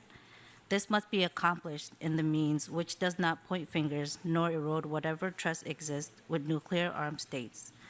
This should be done in a manner which points to something which should be plain and obvious to everyone in the room, that there are devastating human and environmental consequences resulting from the use of nuclear weapons. We have a moral obligation to our young and future generations. The Marshall Islands has a unique perspective on this issue, having suffered the devastating impacts of 67 nuclear weapon tests between 1946 and 1958 during its status as a UN trust territory. The lasting death, disease, and environmental devastation and cultural disruption are not distant history, but contemporary challenges. Marshallese warned the UN about humanitarian consequences in 1954 and 1956 and were met with the UN resolution, which remained the only instant where the UN ever authorized specific nuclear detonation. 6 decades later, the world simply must do better. In this light, it is also imperative to properly address the rights of survivors of nuclear detonation and the role and responsibility of the international community towards them. Madam President, the instrument should also recognize that nuclear disarmament does not occur in a vacuum or nor moral principles alone, but that there are complex security issues which are a political reality in disarmament efforts. Unilateral disarmament does not address the difficult security scenarios in which such weapons persist, but this political reality is not an indefinite reason to indefinitely shy away from addressing a strong global desire. Security should be desired and achieved by all, in both national and collective levels, and this should also be on the table. Madam President, the instrument should recognize the interdependence of nations and the need of engagement or participation by all necessary actors. It is important that the efforts within this instrument eventually result in direct, concrete measures which reduce and eventually eliminate global nuclear risk. In the Pacific, tuna fish are an important resource, and a tuna treaty that is incompatible with tuna-owning nations or did not involve their views likely would not do much. So we should avoid further divisions and not prelude participation. In this regard, the instrument must strengthen and not weaken the NPT, and most strengthen all current and effective efforts. We should consider how this instrument helps to frame and encourage future efforts. Particular attention may be needed regarding the implications of the principles of widest possible participation, active engagement with non-parties, and entry into force provisions. Madam President, the instrument must further action necessary to reduce and eliminate global nuclear risk. We must set our sights high, but also be pragmatic that this won't be achieved in a single effort. We must keep the door open to further action needed to address this issue directly, and yet do something that more than indefinitely kick the issue into an uncertain future without conclusion. No doubt actually achieving this goal will be a lot more difficult than just saying it or repeating it. In this regard, it has been suggested in the past by some that the UN member states should aim to achieve this goal before 2045, the 100th anniversary of the United Nations. Perhaps this is a compelling point of discussion. What will we all have to show for a certain century of diplomacy? Madam President, finally, everyone here and everyone listening in must bear in mind that we will not achieve a different result if everyone merely repeats long-held positions. This is true for all sides of the table. Political creativity and political will are both truly needed. Thank you, and komoltaga.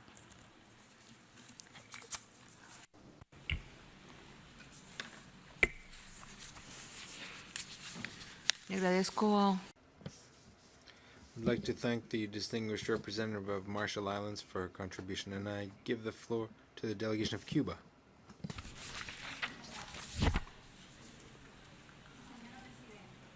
Cuba considera que en el Cuba believes that in the preamble to the legally binding instrument prohibiting nuclear weapons leading to their complete elimination, we should include, firstly, the threat posed by nuclear weapons for humanity and its survival.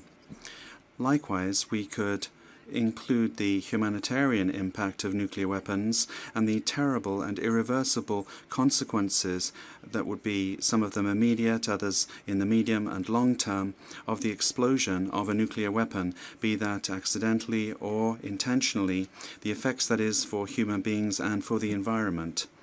It should also state that the first resolution of the General Assembly of the United Nations and in numerous subsequent resolutions, we have called for the elimination of nuclear weapons from national arsenals, as well as in the outcome document of the first special session of the General Assembly dedicated to disarmament held in 1978.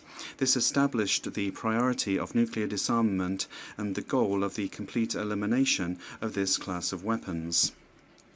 We should also highlight in the preamble the importance for all states parties to the Non-Proliferation Treaty to fully and effectively comply with the provisions of the treaty, in particular the provisions contained in its Article 6 and the various commitments undertaken in the outcome documents of the review conferences of 1995, 2000 and 2010. The preamble should also include the references to nuclear weapons-free zones, and we should also include the advisory opinion of the International Court of Justice of 1996, which establishes that the use or the threat of use of nuclear weapons under any circumstances would constitute a violation of international law and a crime against humanity. The threat or the use of nuclear weapons would be contrary to the norms as they apply to the laws of armed conflict, particularly contrary to the principles and norms of international humanitarian law, amongst them the principles of distinction and proportionality. All states should comply with these norms, which constitute principles of international customary law. Likewise, we could include in the preamble the decision of the General Assembly to convene by the latest 2018 an international high-level conference of the United Nations on nuclear disarmament in order to review the progress made in this regard, as well as including a reference to the effect that the international community took a momentous step forward when it adopted Resolution 71258, which established, amongst other things, that it would hold a United Nations conference to negotiate a legally binding instrument which would prohibit nuclear weapons and lead to their complete elimination. Madam President, the ultimate goal of a legally binding instrument for the prohibition of nuclear weapons can be none other than the complete elimination of these weapons. In order to have and maintain a world free of nuclear weapons, this instrument therefore should be as clear and comprehensive as possible. It should codify in international law the illegitimacy and illegality of nuclear weapons. It should establish standards and rules to facilitate the elimination of these weapons and strengthen the disarmament and non-proliferation regimen that exists, including the NPT. Cuba believes that a legally binding instrument for prohibition is an intermediate step towards nuclear disarmament, and that these negotiations should lead to the adoption of a broad-based convention that will establish the elimination of nuclear weapons in a predetermined period of time subject to strict international verification. This would be the only way to guarantee complete nuclear disarmament that is effective, irreversible, transparent, and non-discriminatory. The goal of an instrument of this nature should strengthen the application of the principles and purposes of the United Nations Charter, amongst them to save future generations from the scourge of war. Thank you very much.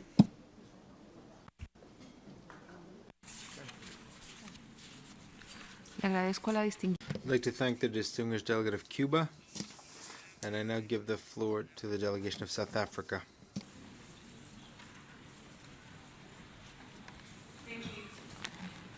Thank you, Madam President.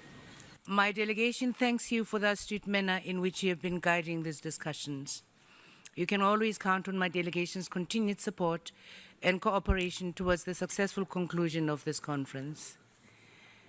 Permit me to join other delegations to share my delegation's perspectives and views on the subject of the preamble, principles, and objectives.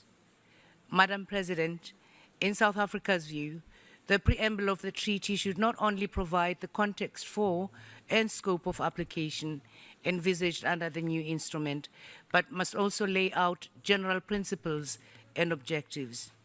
In our view, the following elements should be considered for incorporation in the preamble of the instrument. 1. In order to contextualize the treaty, reference to the first UN General Assembly resolution of 1946 dealing with the elimination of nuclear weapons and other weapons adaptable to mass destruction is imperative, including mention of the provisions of the UN Charter relevant to the use or threat of use of nuclear weapons. 2, the preamble also needs to recognize the ethical and moral imperatives for a world without nuclear weapons, as contained in various resolutions adopted by the UN General Assembly. 3, the preamble must include the key principles of international humanitarian law and relevant rules, in particular the incompatibility of the use of nuclear weapons with international law, including international humanitarian law. 4, the instrument should recognize the humanitarian impact of the possible detonation of a nuclear device, either accidentally or intentionally. In particular, the preamble must recognize the destructive, inhuman, and indiscriminate nature of nuclear weapons, which constitute a threat to human survival.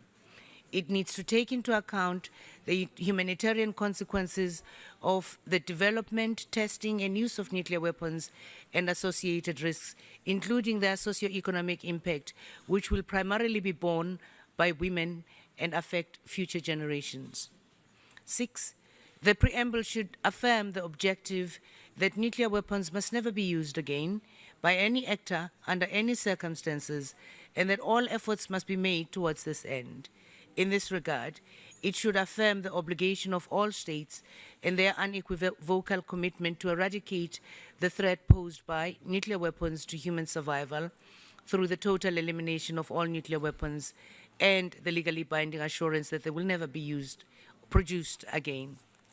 6, the rights of victims and survivors of the use and testing of nuclear weapons should also be affirmed, as well as the responsibility of the responsible states to provide the necessary support.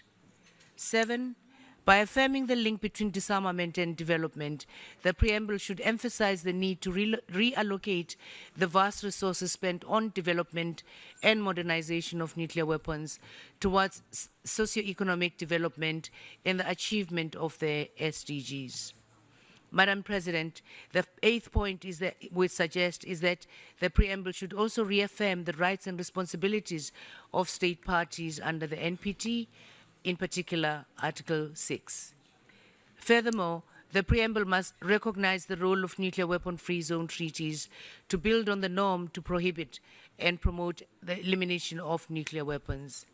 10, importantly, the preamble should recall the 1996 ICJ legal opinion in which the court unanimously concluded that there exists an obligation to bring to a conclusion negotiations leading to nuclear disarmament in all its aspects under strict and effective international control.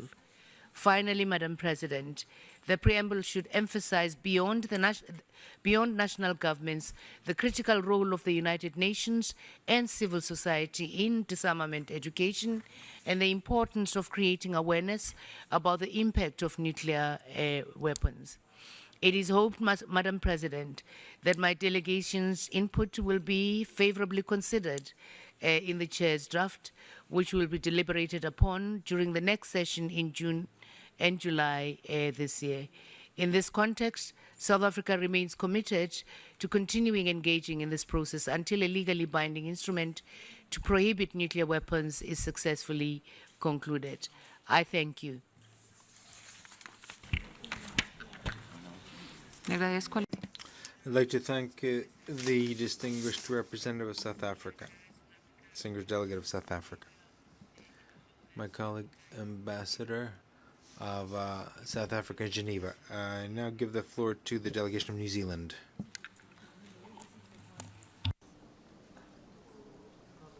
Madam President, thank you for the opportunity to comment today on the first topic which you have set for this week's discussions, that of the principles and objectives and the preambular elements for the treaty to be adopted pursuant to Resolution 71-258. In terms of the object and purpose of our treaty, my delegation believes that this is fairly straightforward in that it has effectively already been determined for us via the terms of the mandate which Resolution 71-258 has put in place. It is to adopt a globally applicable prohibition against nuclear weapons. Again, on the basis of that mandate, this is envisaged as a first step in a process aimed ultimately in resulting in the total elimination of nuclear weapons. This latter aspect of our mandate could either be explicitly reflected in the text or made apparent through the treaty's framing, i.e., through its acknowledgement of the prospect that additional elements may, over time, be grafted onto it.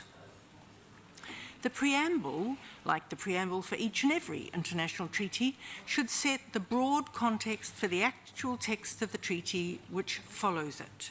It should register then where we have come from and where we are going. Accordingly, we can be confident that our preamble will reference the international community's long-standing efforts to rid the world of nuclear weapons, beginning from the UN's very first resolution in 1946, as well as key moments in that long quest, such as the first special session on disarmament and the adoption of the CTBT, and the entry into force over time of a significant number of nuclear weapon-free zone treaties, most essentially the adoption and extension in 1995 of the NPT must be featured. The preambular paragraphs on the NPT should recall our non-proliferation obligations and highlight the importance of the disarmament undertaking in Article 6, as well as of the unequivocal undertakings to disarm given by the nuclear weapon states in 2000 and 2010. We can expect that the preamble will refer to the ICJ's 1996 advisory opinion, probably recording the more significant of its unanimous views, notably the court's conclusion that there exists an obligation to pursue in good faith and bring to a conclusion negotiations leading to nuclear disarmament in all its aspects, and secondly, that the rules of IHL do apply to nuclear weapons. International humanitarian law and the key conclusion at the 2010 NPT RevCon regarding the obligation on all states to comply with IHL at all times should certainly be a key focus of the preamble. Humanitarian factors more broadly, such as exemplified by the initiative on the humanitarian consequences of nuclear weapons, must be logged as well. As regards the destination being set in the protocol, where it is that we see ourselves going, we should make our end goal clear. We regard the proscription of nuclear weapons as a first and decisive step toward their elimination. But we expect that it will be necessary, for example, as regards verification, to graft on additional elements over time as we move further down the pathway to elimination. To some extent, then, our treaty will need to be capable of acting as a framework, in effect as a head agreement, onto which subsequent legal elements can be grafted. We are not suggesting that this is an infrequent occurrence in international standard-setting processes. Indeed, it is not. We are simply suggesting, as I mentioned at the outset, that the prospect of follow-on measures or instruments might usefully be foreshadowed, for instance, in the preamble. We must also make apparent our intention to clarify and to develop the rules of IHL as they apply to nuclear weapons. We should make it clear that underlying our prohibition of these weapons is our strong view that usage of these weapons is incompatible with the precepts of IHL.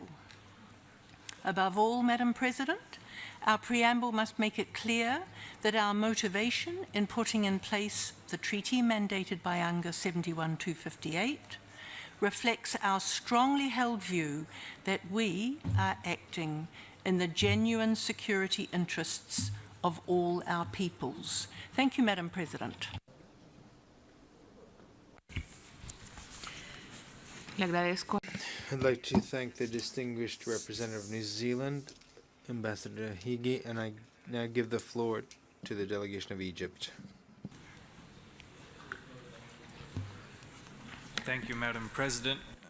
As this is the first time that I personally take the floor, I would like to take this opportunity to congratulate you on the assumption of the presidency of this conference.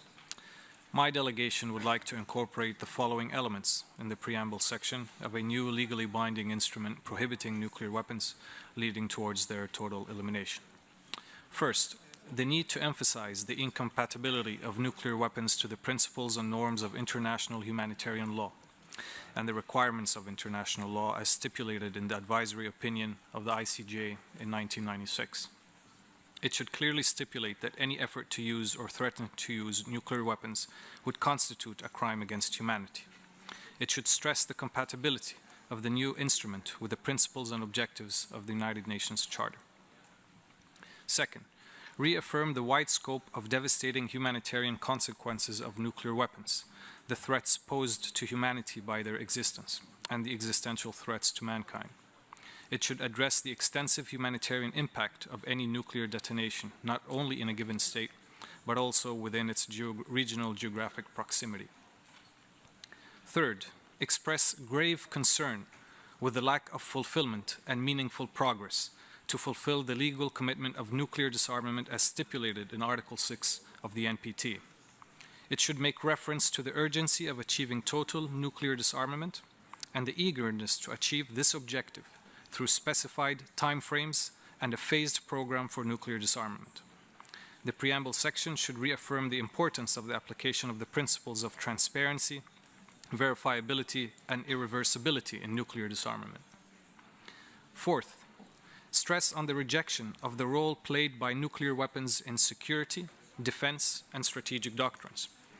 It should express grave concern that the concept of nuclear deterrence remains a defining characteristic of certain military alliances, and as a result, undermining the nuclear disarmament regime.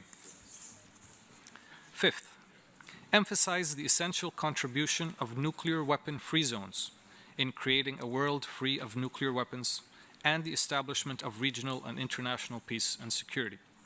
The preamble should emphasize the urgency of the establishment of nuclear weapon-free zones in conflict areas in particular, and call on the international community to exert its utmost efforts in this regard.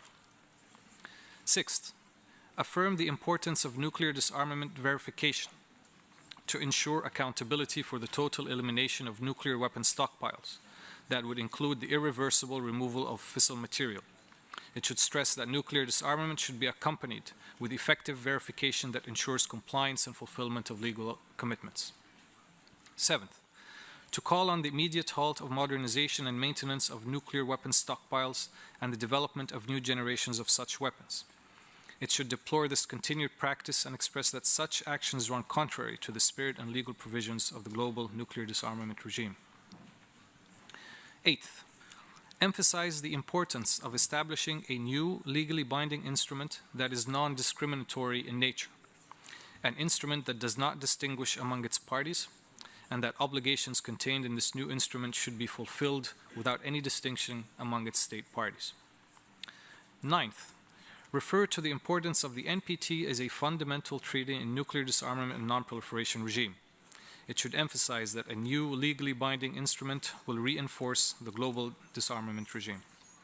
And finally, 10th, emphasize the urgent need to achieve general and complete disarmament under strict and effective international control. I thank you, Madam President.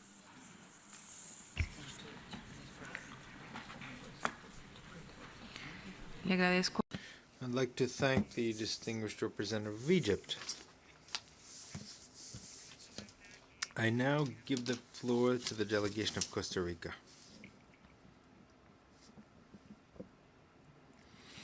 Thank you very much, Madam President.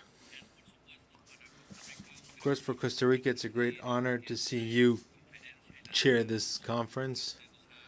And we wish you, as you know very well, we wish you every success. You have every, and of course, seeing you chair this is a great encouragement to us in this process. Historically, we've been very committed to this process, and for this reason, Madam, we wanted to say that the principles and objectives of the treaty should be geared towards achieving and maintaining a world free of nuclear weapons. This treaty has the transformative potential to codify nuclear weapons as illegal, stigmatize their possession, and to guide nuclear disarmament. The treaty should strive to be universal.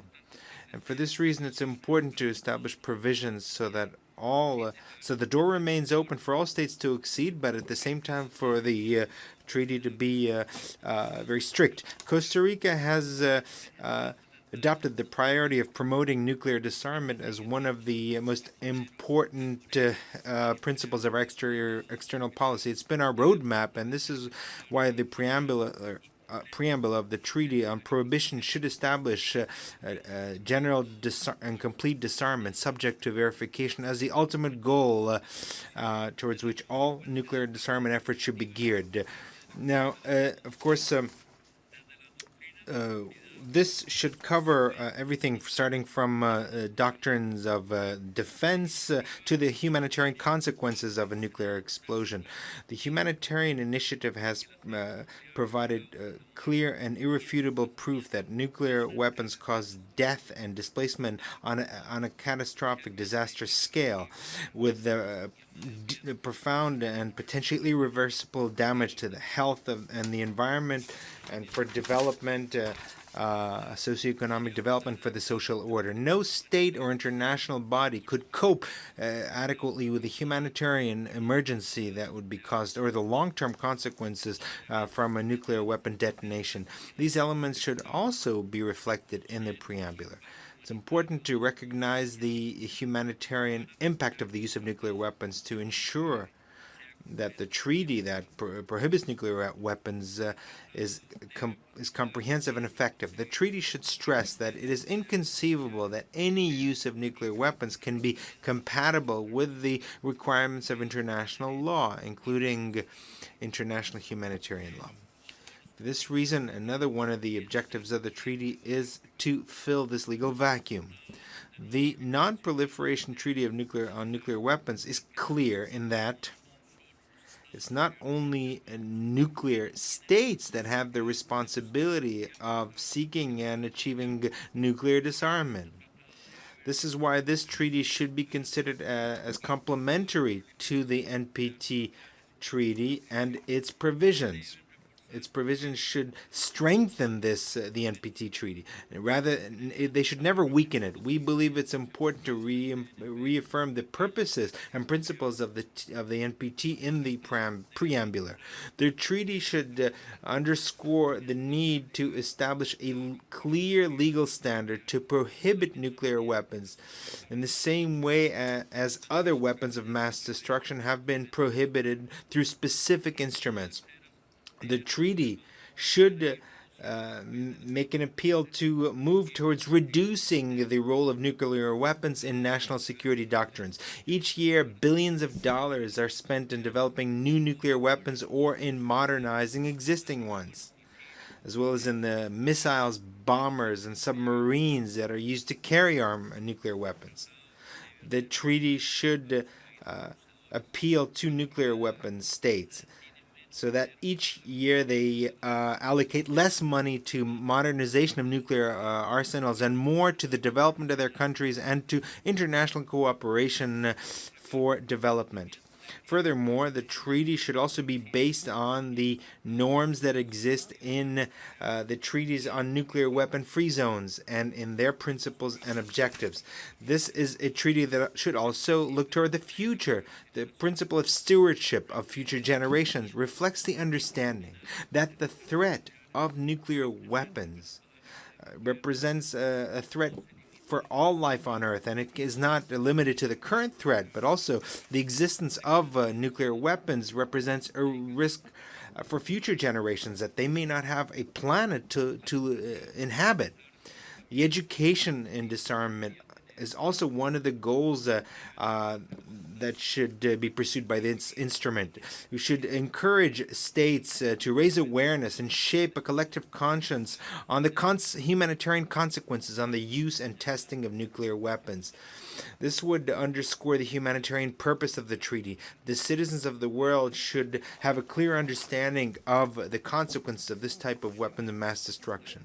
A fundamental element of the Treaty on Prohibition is that no state can accede to this treaty while possessing nuclear weapons. Any state with nuclear weapons that wishes to accede to the Treaty on Prohibition will need to eliminate its nuclear weapons. The treaty should demand that any state that accedes to it must eliminate its nuclear weapons. It's important also to recall that states that join this treaty must reject nuclear weapons, both in principle, but most importantly in practice.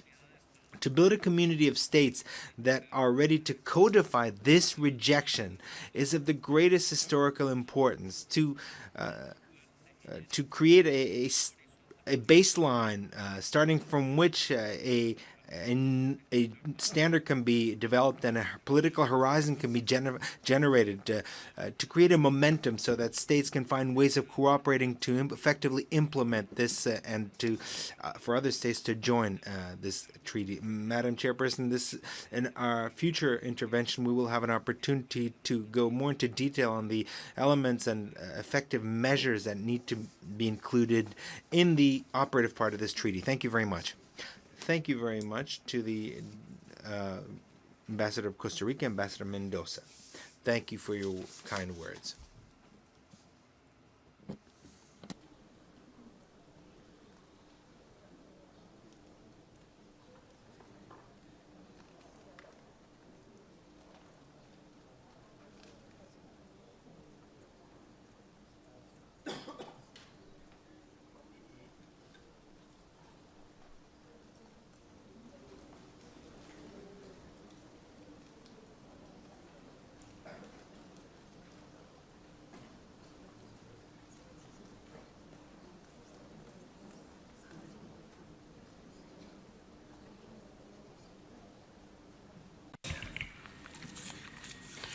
Tiene la palabra. I now give the floor to the delegation of Libya.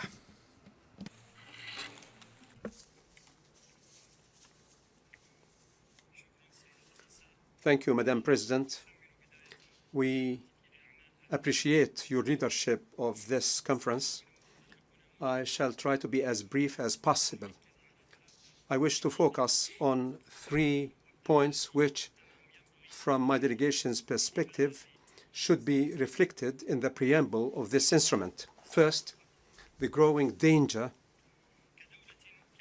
as a country that had a nuclear program and got rid of it. We recognize the threats of this weapon and the dangers of its use.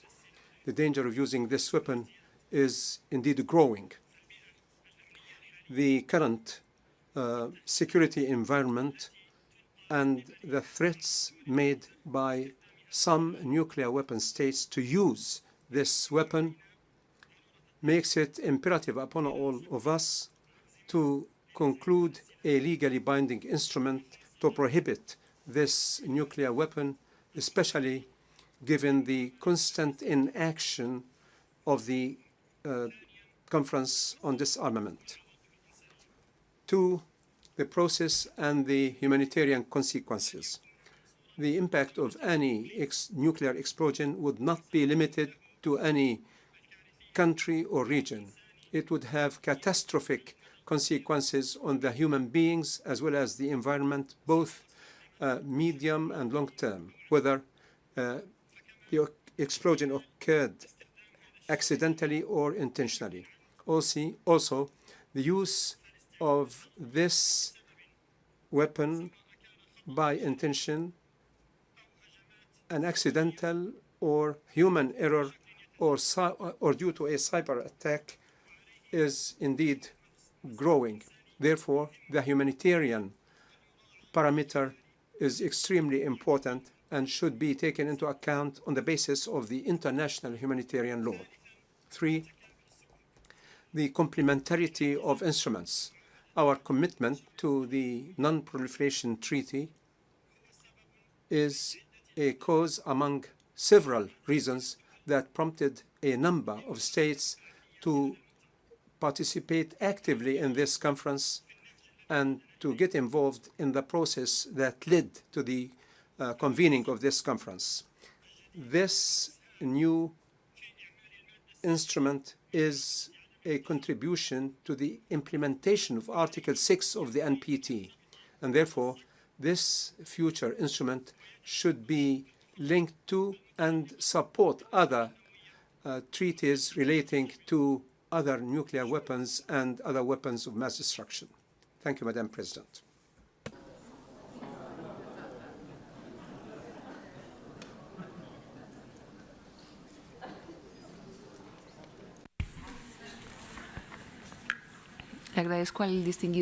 I thank the distinguished delegate of Libya. Now that we have the lights back on, I'd like to give the floor to the delegation of Venezuela. Thank you very much, Madam President. In fact, I've never had an introduction like this one.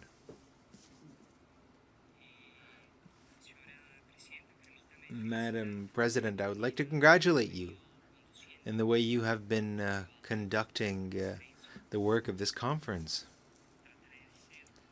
I will try to be as concise as possible. We believe that it's important to reaffirm in the preamble of this treaty the validity and importance of the Non-Proliferation Treaty, including an urgent appeal to the implementation of Article 6 of this instrument. It's also very important to recall the commitments undertaken in the area of nuclear non-proliferation. However, we think that particular emphasis should be put on the fact that nothing in this treaty should be interpreted or could be interpreted as counter to the inalienable right of states to develop nuclear energy for peaceful purposes in accordance with Article 4 of the NPT. Madam President, we also believe that it is important to recall that that pursuant to Resolution 68/32, the General Assembly took the decision of convening a high-level international conference of the United Nations to examine the elements of a broad convention that sets out obligations for the elimination of nuclear weapons. We would like to join all those who have stated that it is necessary that the preamble of this legal instrument that we're beginning to negotiate should reflect or should state that the simple possession of nuclear weapons is counter to international humanitarian law. Given that the use of this weapon in an armed conflict would violate the principles of distinction, proportionality, and humanity, in addition to causing unnecessary damage and suffering. Madam President, it is precisely because the central thrust of this conference is the humanitarian impact of nuclear weapons, we have to continue acknowledging the victims of the use and testing of nuclear weapons. Furthermore, we believe that it is essential to recall the purposes and principles of the Charter, in particular the need to refrain from resorting to the use or the threat of the use of force against the territorial integrity or independence of any state.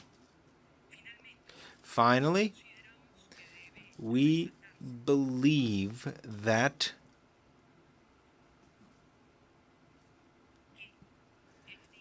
it should be highlighted that this instrument, this treaty that we're beginning to negotiate, in addition to be part of the process of the complete and full elimination of nuclear weapons, should also be seen as part of a broader process of disarmament, comprehensive and general disarmament. Thank you very much, Madam President. Muchas gracias al distinguido. Thank you very much to the distinguished delegate of Venezuela for your statement, and I'll give the floor to the delegation of the Netherlands. Thank you very much, Madam Chair. Madam President, since this is the first time that I take the floor, please allow me to congratulate you on your election and assure you of my delegation's full support. Madam President, the Netherlands endorses the goal of a world without nuclear weapons and can support the concept of a legally binding instrument prohibiting nuclear weapons as an element of a nuclear weapon-free world. In all discussions leading to this conference, we have stressed that such an instrument should be verifiable as well as comprehensive, and that it should enjoy the support of nuclear weapon possessors and non-nuclear weapon states alike in order to be effective. And that it must not detract from the NPT in Article 6, including the chronology inherent therein. Because these conditions were not accommodated in the text of the resolution establishing this conference to negotiate a legally binding instrument to prohibit nuclear weapons, we abstained from voting.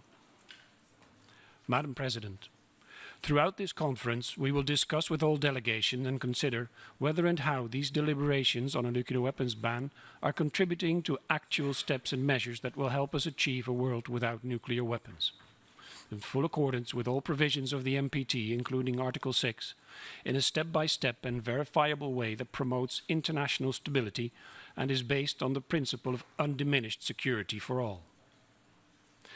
For the Netherlands, it is essential that a legal prohibition instrument will be a proper and effective step towards the total elimination of nuclear weapons, precisely as stated in Resolution 71/258, operational paragraph 12, leading towards the total elimination. A ban should furthermore be compatible with existing instruments, and in particular, it must respect and safeguard the Non-Proliferation Treaty, including Article 6 and the chronology it implies. The instrument must enjoy broad support within the UN, including on the part of nuclear possessor states. A nuclear weapons ban must also be verifiable, transparency and verification are essential building blocks of a nuclear weapon-free world. Verification is one area in particular where the non-nuclear weapon states can play a concrete and important role. And for the Netherlands, any ban must be compatible with our obligations as a member of NATO, a nuclear alliance. NATO upholds the principles of deterrence and defense posture review, DDPR, including the notion that NATO will remain a nuclear alliance as long as nuclear weapons exist. We look forward to our in-depth discussion. Thank you very much, Madam President.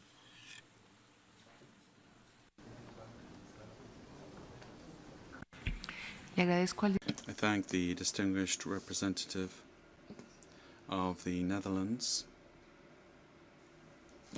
Le doy la palabra a la delegación de Tailandia. I give the floor now to the delegation of Thailand. Thank you, Madam President. At the outset, my delegation wishes to reiterate our views that a legally binding instrument to prohibit nuclear weapons to be negotiated at this conference should be simple, practical, and enforceable. It must aim to prohibit, delegitimize, and stigmatize nuclear weapons. For the principles of the instrument, first, Thailand is motivated by the catastrophic humanitarian consequences of nuclear weapons, which gravely pose existential threat to humanity and cause massive damages to the environment. Therefore, we recognize the rights of victims affected by nuclear weapons and the importance of victim assistance. Second, the instrument should clearly reflect that the use of nuclear weapons is irreconcilable with international humanitarian law and incompatible with fundamental principles of international laws, particularly those relating to human rights and environment. Third, the instrument should recognize the treaties establishing nuclear weapon-free zones and their contributions to nuclear disarmament, as well as international peace and security. Fourth, the instrument should be clear in ensuring collective security for all. Nuclear weapons should no longer be a legitimate security guarantee, as some states continue to rely on nuclear weapons solely for their own security at the expense of the security of others. Madam President, Thailand concurs with the majority of states that there is an urgency to fill a gap in international legal regime governing weapons of mass destruction. This is compounded by the lack of progress in the implementation of the Article 6 of the NPT. As a result, we believe the objective of the instrument must prohibit nuclear weapons, leading to their total elimination in transparent, verifiable, and irreversible manner. In light of the above, we hope that these elements will appear in the preamble and be duly reflected in the operative part of the instrument. Additionally, the role of civil society, academia, and international community should be appropriately recognized in the instrument. Thank you, Madam President.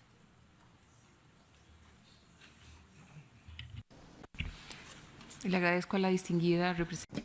I thank the distinguished representative of Thailand, and I now give the floor to the delegation of Ecuador.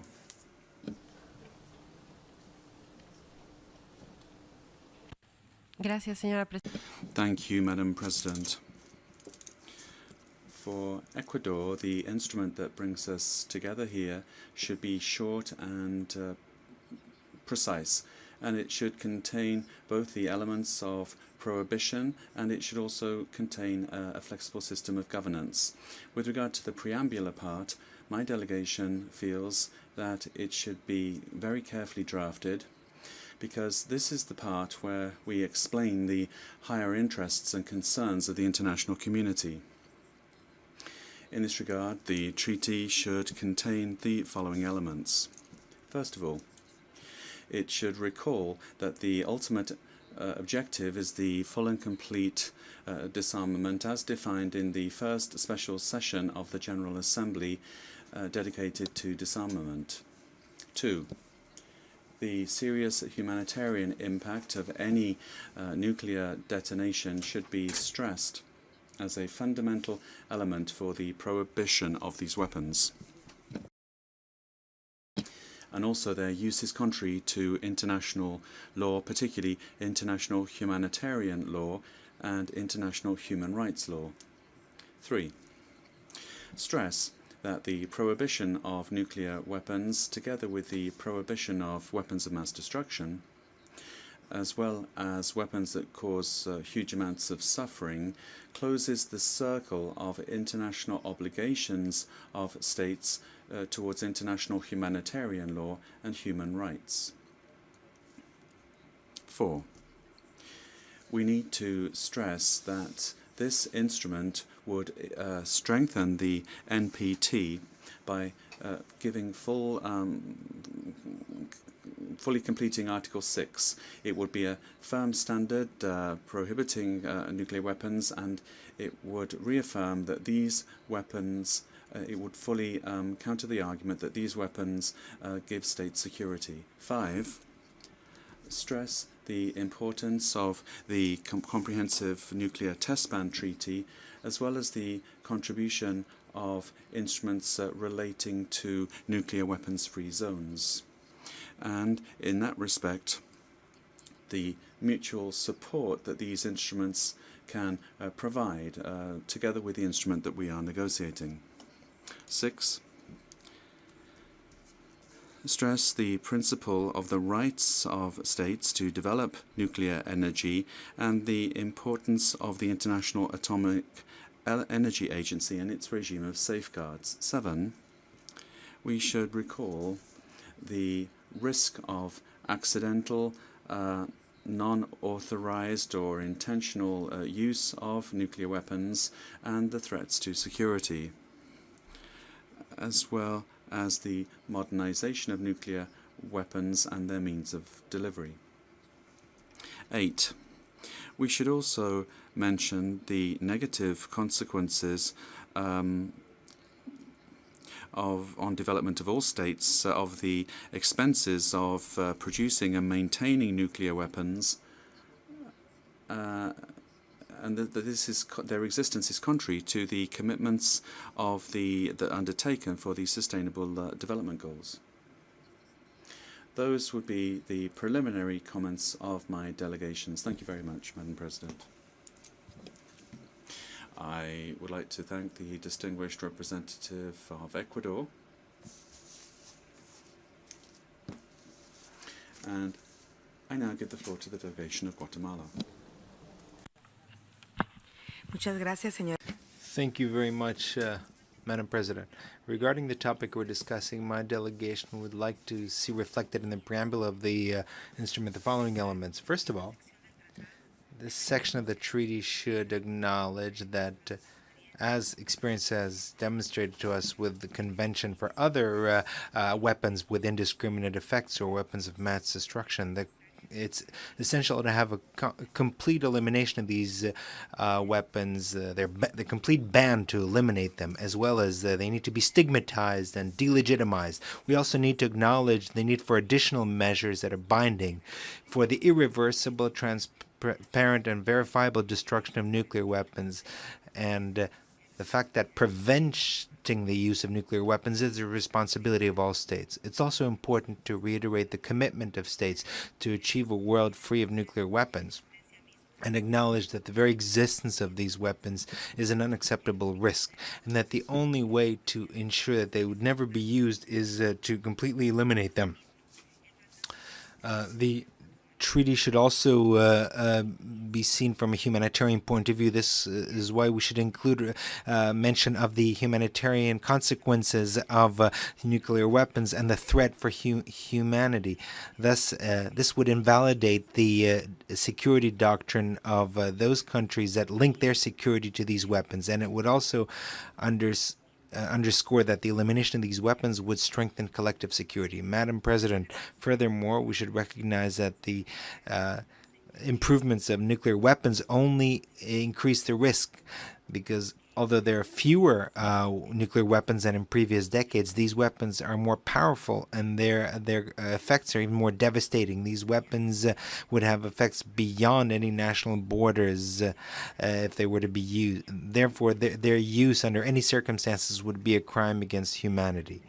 We should also refer to the relevant principles of the United Nations Charter of the International Humanitarian Law and the advisory opinion of the International Criminal Court on the legality of the use or the threat of the use of nuclear weapons, the treaties establishing nuclear-free zones, the humanitarian principles, and also the findings of the 3 conferences on the humanitarian impact of WMDs, as well as various relevant resolutions and the final report of the open-ended working group to make progress on negotiations on disarmament, as well as the first resolution adopted by the General Assembly of the United Nations, whose goal was to achieve the control of nuclear energy to guarantee its use only for peaceful purposes, and the elimination of national nuclear weapons and other major weapons that could be adapted to mass destruction. Lastly, the preliminary there should be reference to the intrinsic link between this treaty and the NPT in the opening part of the treaty. There should be recognition that the new treaty will complement and strengthen the NPT and strengthen the legal vacuum regarding Article 6, and it will promote the implementation of the NPT, as well as it will strengthen the partial test ban treaty. It will strengthen current efforts to achieve the full implementation of that treaty. Thank you very much. Muchas gracias. Thank you very much to the distinguished representative of Guatemala. I now give the floor to the delegation of Kazakhstan. Thank you, Madam Chair. Kazakhstan has several proposals on topic 1. We support earlier proposals to include the preamble reference to the previously adopted treaties such as NPT and CTBT. It is also essential to outline the importance of the SSOD1, which created the current architecture and benchmark of nuclear disarmament. We point out that the new treaty can lead to a new nuclear weapon-free world if all nuclear weapon states will be parties thereto. And we urge all the states to be actively involved in the complete prohibition of nuclear weapons. Considering the new treaty as an intermediate step toward the Comprehensive Nuclear Weapon Convention, we need to highlight in preamble the special role of nuclear weapon states in the initiation of this process on the Conference on Disarmament. We also need to emphasize the relevance of existing nuclear weapons free zones and necessity to establish new ones, inter alia in Europe, Northeast Asia, and Middle East. We should highlight deep concern about catastrophic humanitarian consequences of any use of nuclear weapon.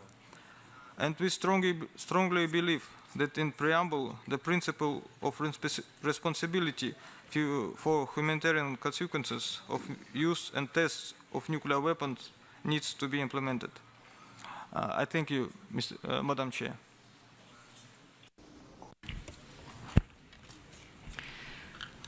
I thank the distinguished delegate representative of Kazakhstan, and I give the floor to the delegation of Bangladesh. Thank you, Madam Chair.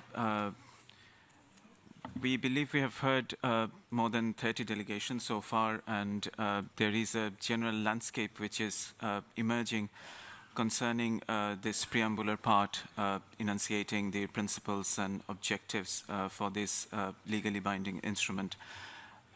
We would not necessarily wish to repeat all the points, since our delegation would feel that we could align with most of the points that have been made. However, since the point has been made that we would also like to see this preambular part to be concise, we believe there is a need for a pragmatic approach on the part of all delegations to make sure that we do indeed have a short, concise, and effective preambular section for this treaty. As we see it, perhaps there are four general components which are emerging for the preambular part. Firstly, of course, a general part where the purposes and principles of the United Nations Charter need to be invoked, along with the shared responsibility of all member states for the maintenance of international peace and security. Then, of course, there can be a part which talks about the rationale or objective for the legally binding instrument. And there we would underscore the need for recognizing the overriding importance of general and complete disarmament.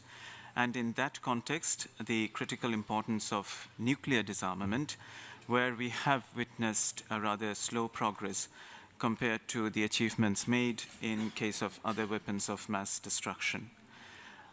Obviously, the issue of total elimination of nuclear weapons in a non-discriminatory, irreversible, and verifiable manner remains our ultimate objective. And we need to make the point that prohibition of nuclear weapons, as expected from this legally binding instrument, is only a critical first step in that direction. Then there could be perhaps a third component which deals with the humanitarian impacts of nuclear weapons. And we have heard eloquent references being made to the catastrophic cross-border and intergenerational impact of nuclear detonation or explosion, with devastating impact on a whole range of issues. In that context, again, we would very much subscribe to the point that there is a need to enunciate the key principles of international humanitarian law, as well as the ICT advisory opinion of 1996, as it pertains to the question of the applicability of IHL in relation to nuclear weapons. In this section, we would also see merit in talking about the rights and assistance of victims and survivors, the disproportionate impact of nuclear weapons on women and children.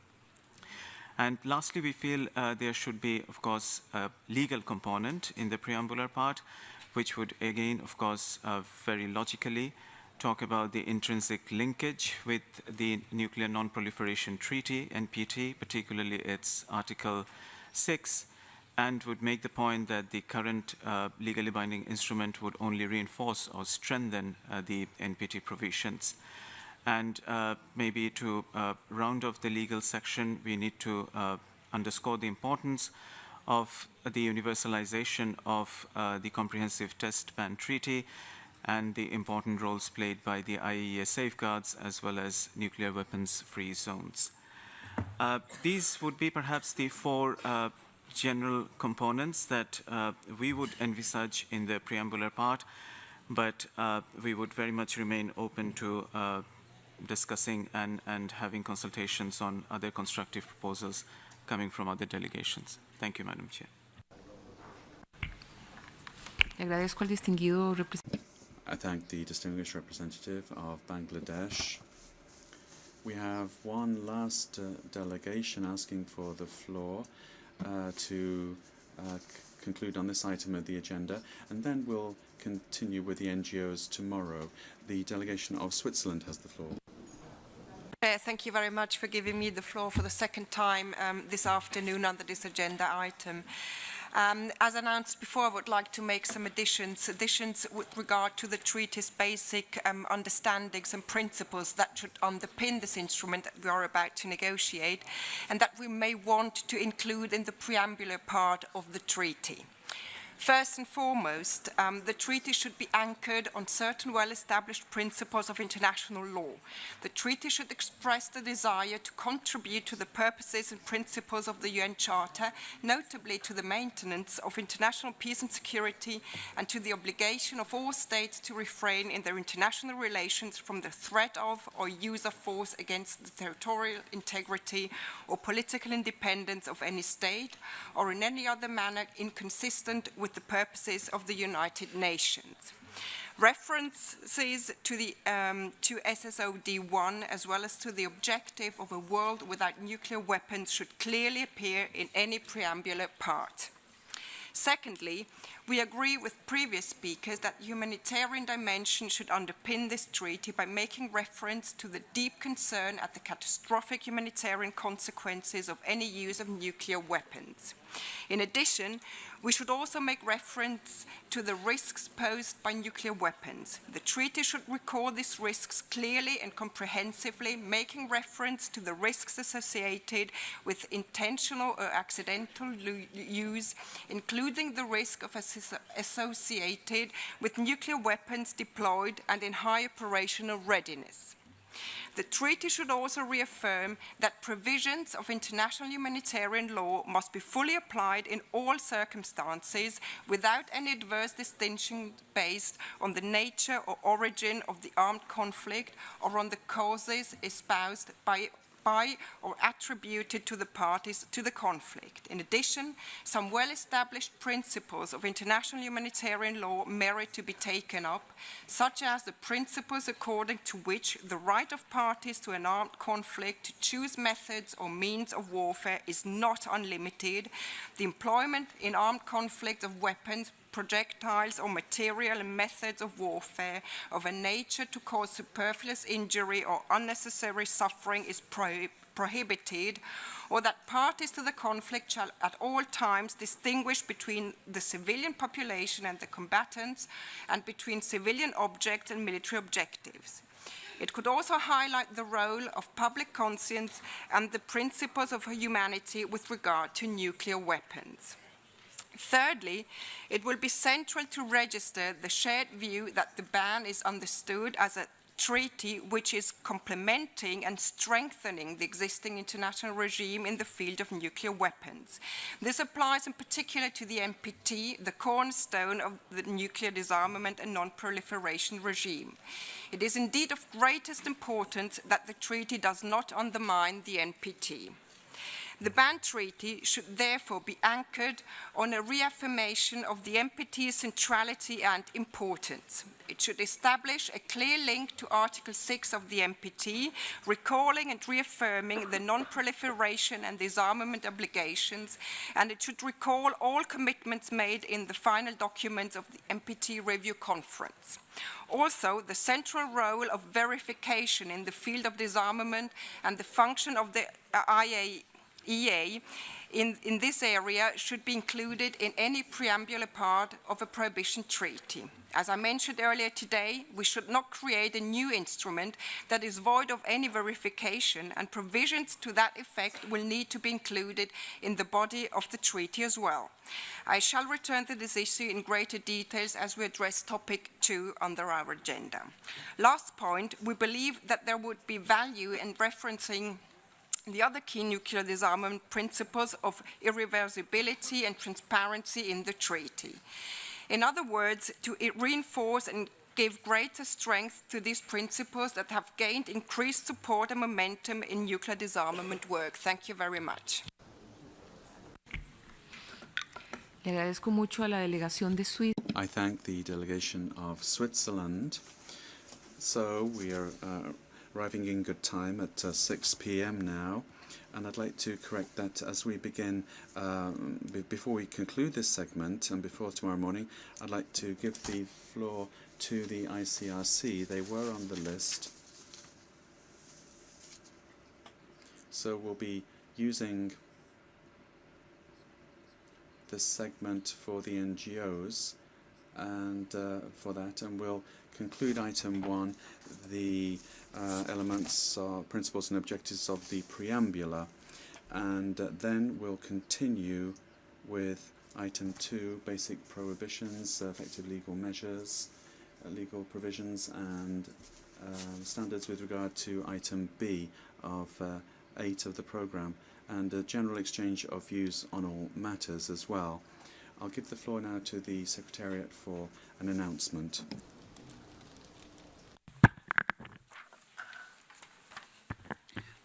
Permanent Representative of Ireland to the UN, His Excellency Ambassador David Donoghue, and the Future of Life Institute cordially invites the delegations to an event called an Evening of Science and Diplomacy, to be held tonight from 6 p.m. to 8 p.m. at West Terrace Dining Room here in the Secretariat Building. Thank you, Madam President. Muchas gracias. Se levanta. Thank you very much. The meeting stands adjourned.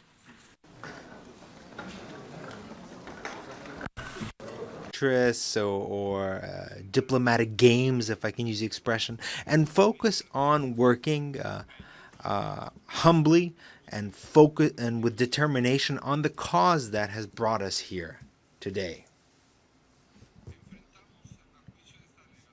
This delegation considers that we are facing the greatest challenge in developing the work that I referred to, and that is this greatest challenge is to discourage attempts both in good faith and in bad faith of incorporating elements into the treaty that we are working on that go beyond the mandate of the resolution, or to repeat in the treaty obligations that are already contained in other regimes, or to try to substitute treaties or conventions that have already been negotiated. It's important to recall that we are negotiating a treaty on the prohibition rather than a comprehensive convention. Mexico considers that this treaty is and will be a contribution to building and consolidating the non-proliferation and disarmament regime. It is not an end in itself. It is a step. A very important step, a very meaningful step, but merely a step in the construction of a complex architecture for a world free of nuclear weapons. This is why we believe that this should be a relatively simple and direct instrument, but a robust instrument. An instrument that doesn't substitute but complements other regimes and processes. That also is complementary to other development processes that are underway now, or which will be developed in the future, or which will be generated by the adoption of this treaty, and that will include measures of destruction, elimination, and measures on the verification of this destruction of this type of weapons. As you said at the beginning of the conference, as Mexico understands that the three thematic discussions that will take place this week, and in which we will take part in, both in this one and the two subsequent ones, is that you should have an opportunity to hear the expectations of delegations here regarding the contents of this instrument on prohibition, or treaty on prohibition, in order to identify the elements that will guide you in elaborating the draft treaty that will serve as a basis for the negotiations that will take place starting from June. For this purpose, Now, if your comments are, I would encourage you to be as specific as possible in your comments. That will help us to get a clear idea of the various visions being expressed here and couch those in a President's document that will help us to conduct negotiations when, in June, we come back to the negotiating table. It's going to be very important, therefore, to make the best use of the time that we have available. So I'd now like to move on to this segment and remind you, as I said previously, that towards the end of this session, I will be proposing to you how I think we should continue, particularly in the intersessional period before we resume, as I said, in the month of June, to resume negotiations on the treaty.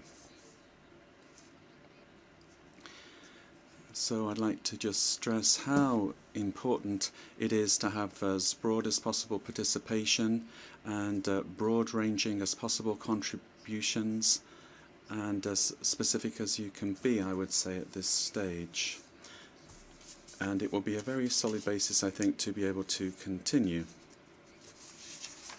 with the rest of the process, which is extremely strategic at this historic point in time.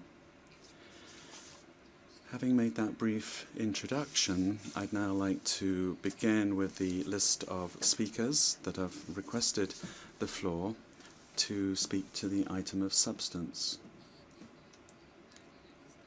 And the first on my list is the delegation of Chile.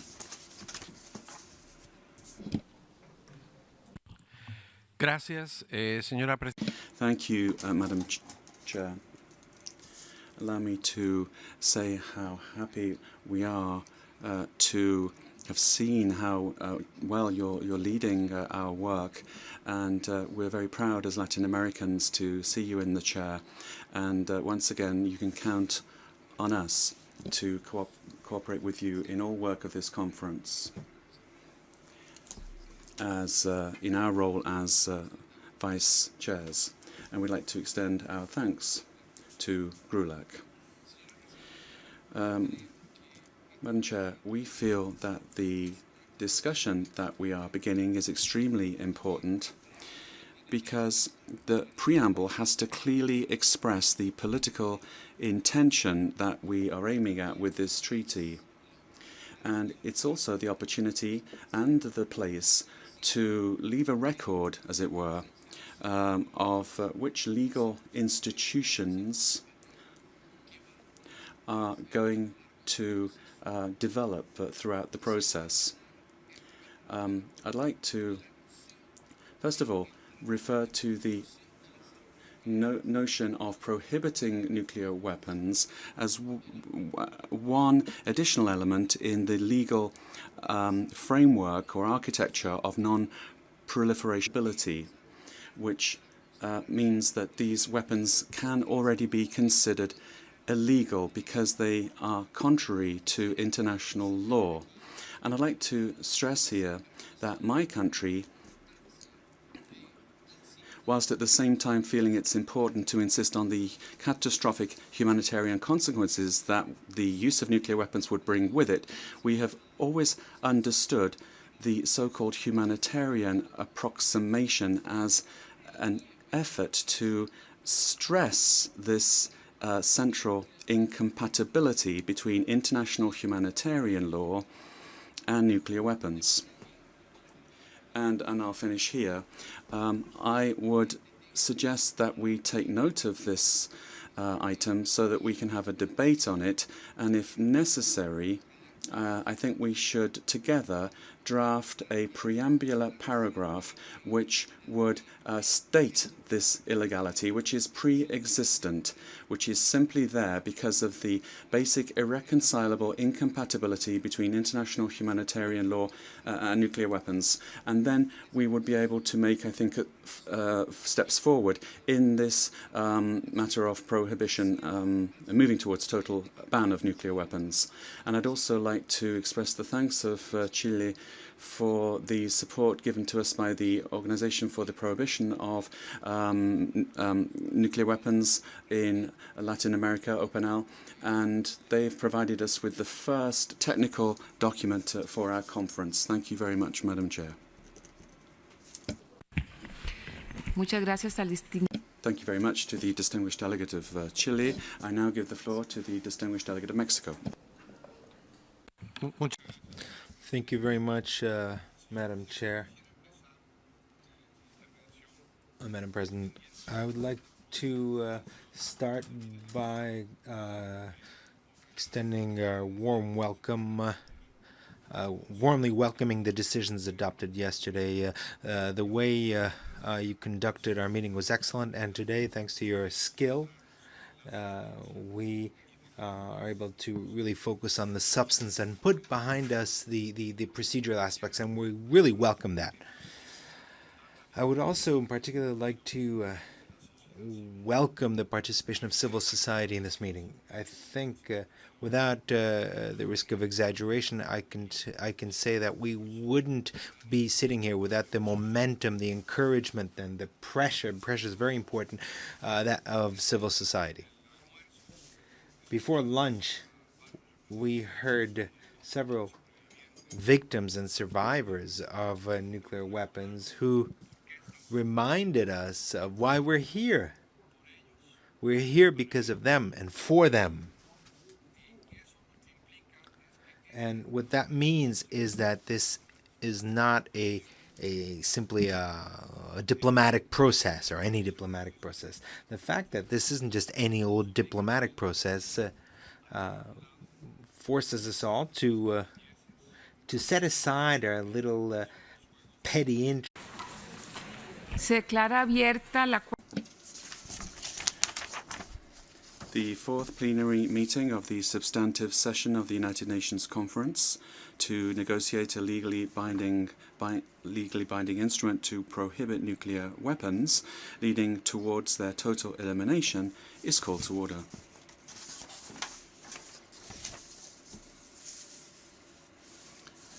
I'll move now into English for some items.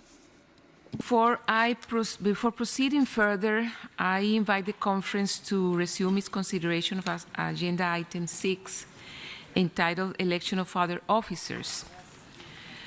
As those present will recall, with the adoption of its rules of procedure, the conference agreed to elect a president and 9 vice presidents. I have been informed of the following nominations for vice presidents as endorsed by the respective regional groups. From the group of the Latin American and Caribbean states, Chile. From the Western European and other states group, New Zealand.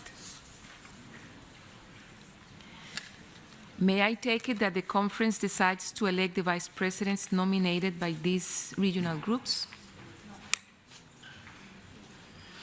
I see no objection. It is so decided.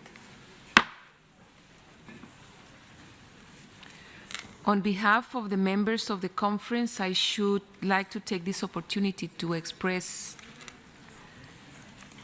the warmest congratulations to the vice presidents from Chile and New Zealand. I look forward to working with you and look forward to your collaboration and your enthusiasm as usual. Thank you very much. Welcome. The remaining vice presidents will be elected upon receipt of their nominations from the regional groups. I would also like to appeal to those regional groups that have not yet done so to nominate the remaining vice presidents as soon as possible. The conference has thus concluded at this stage the consideration of Agenda Item 6.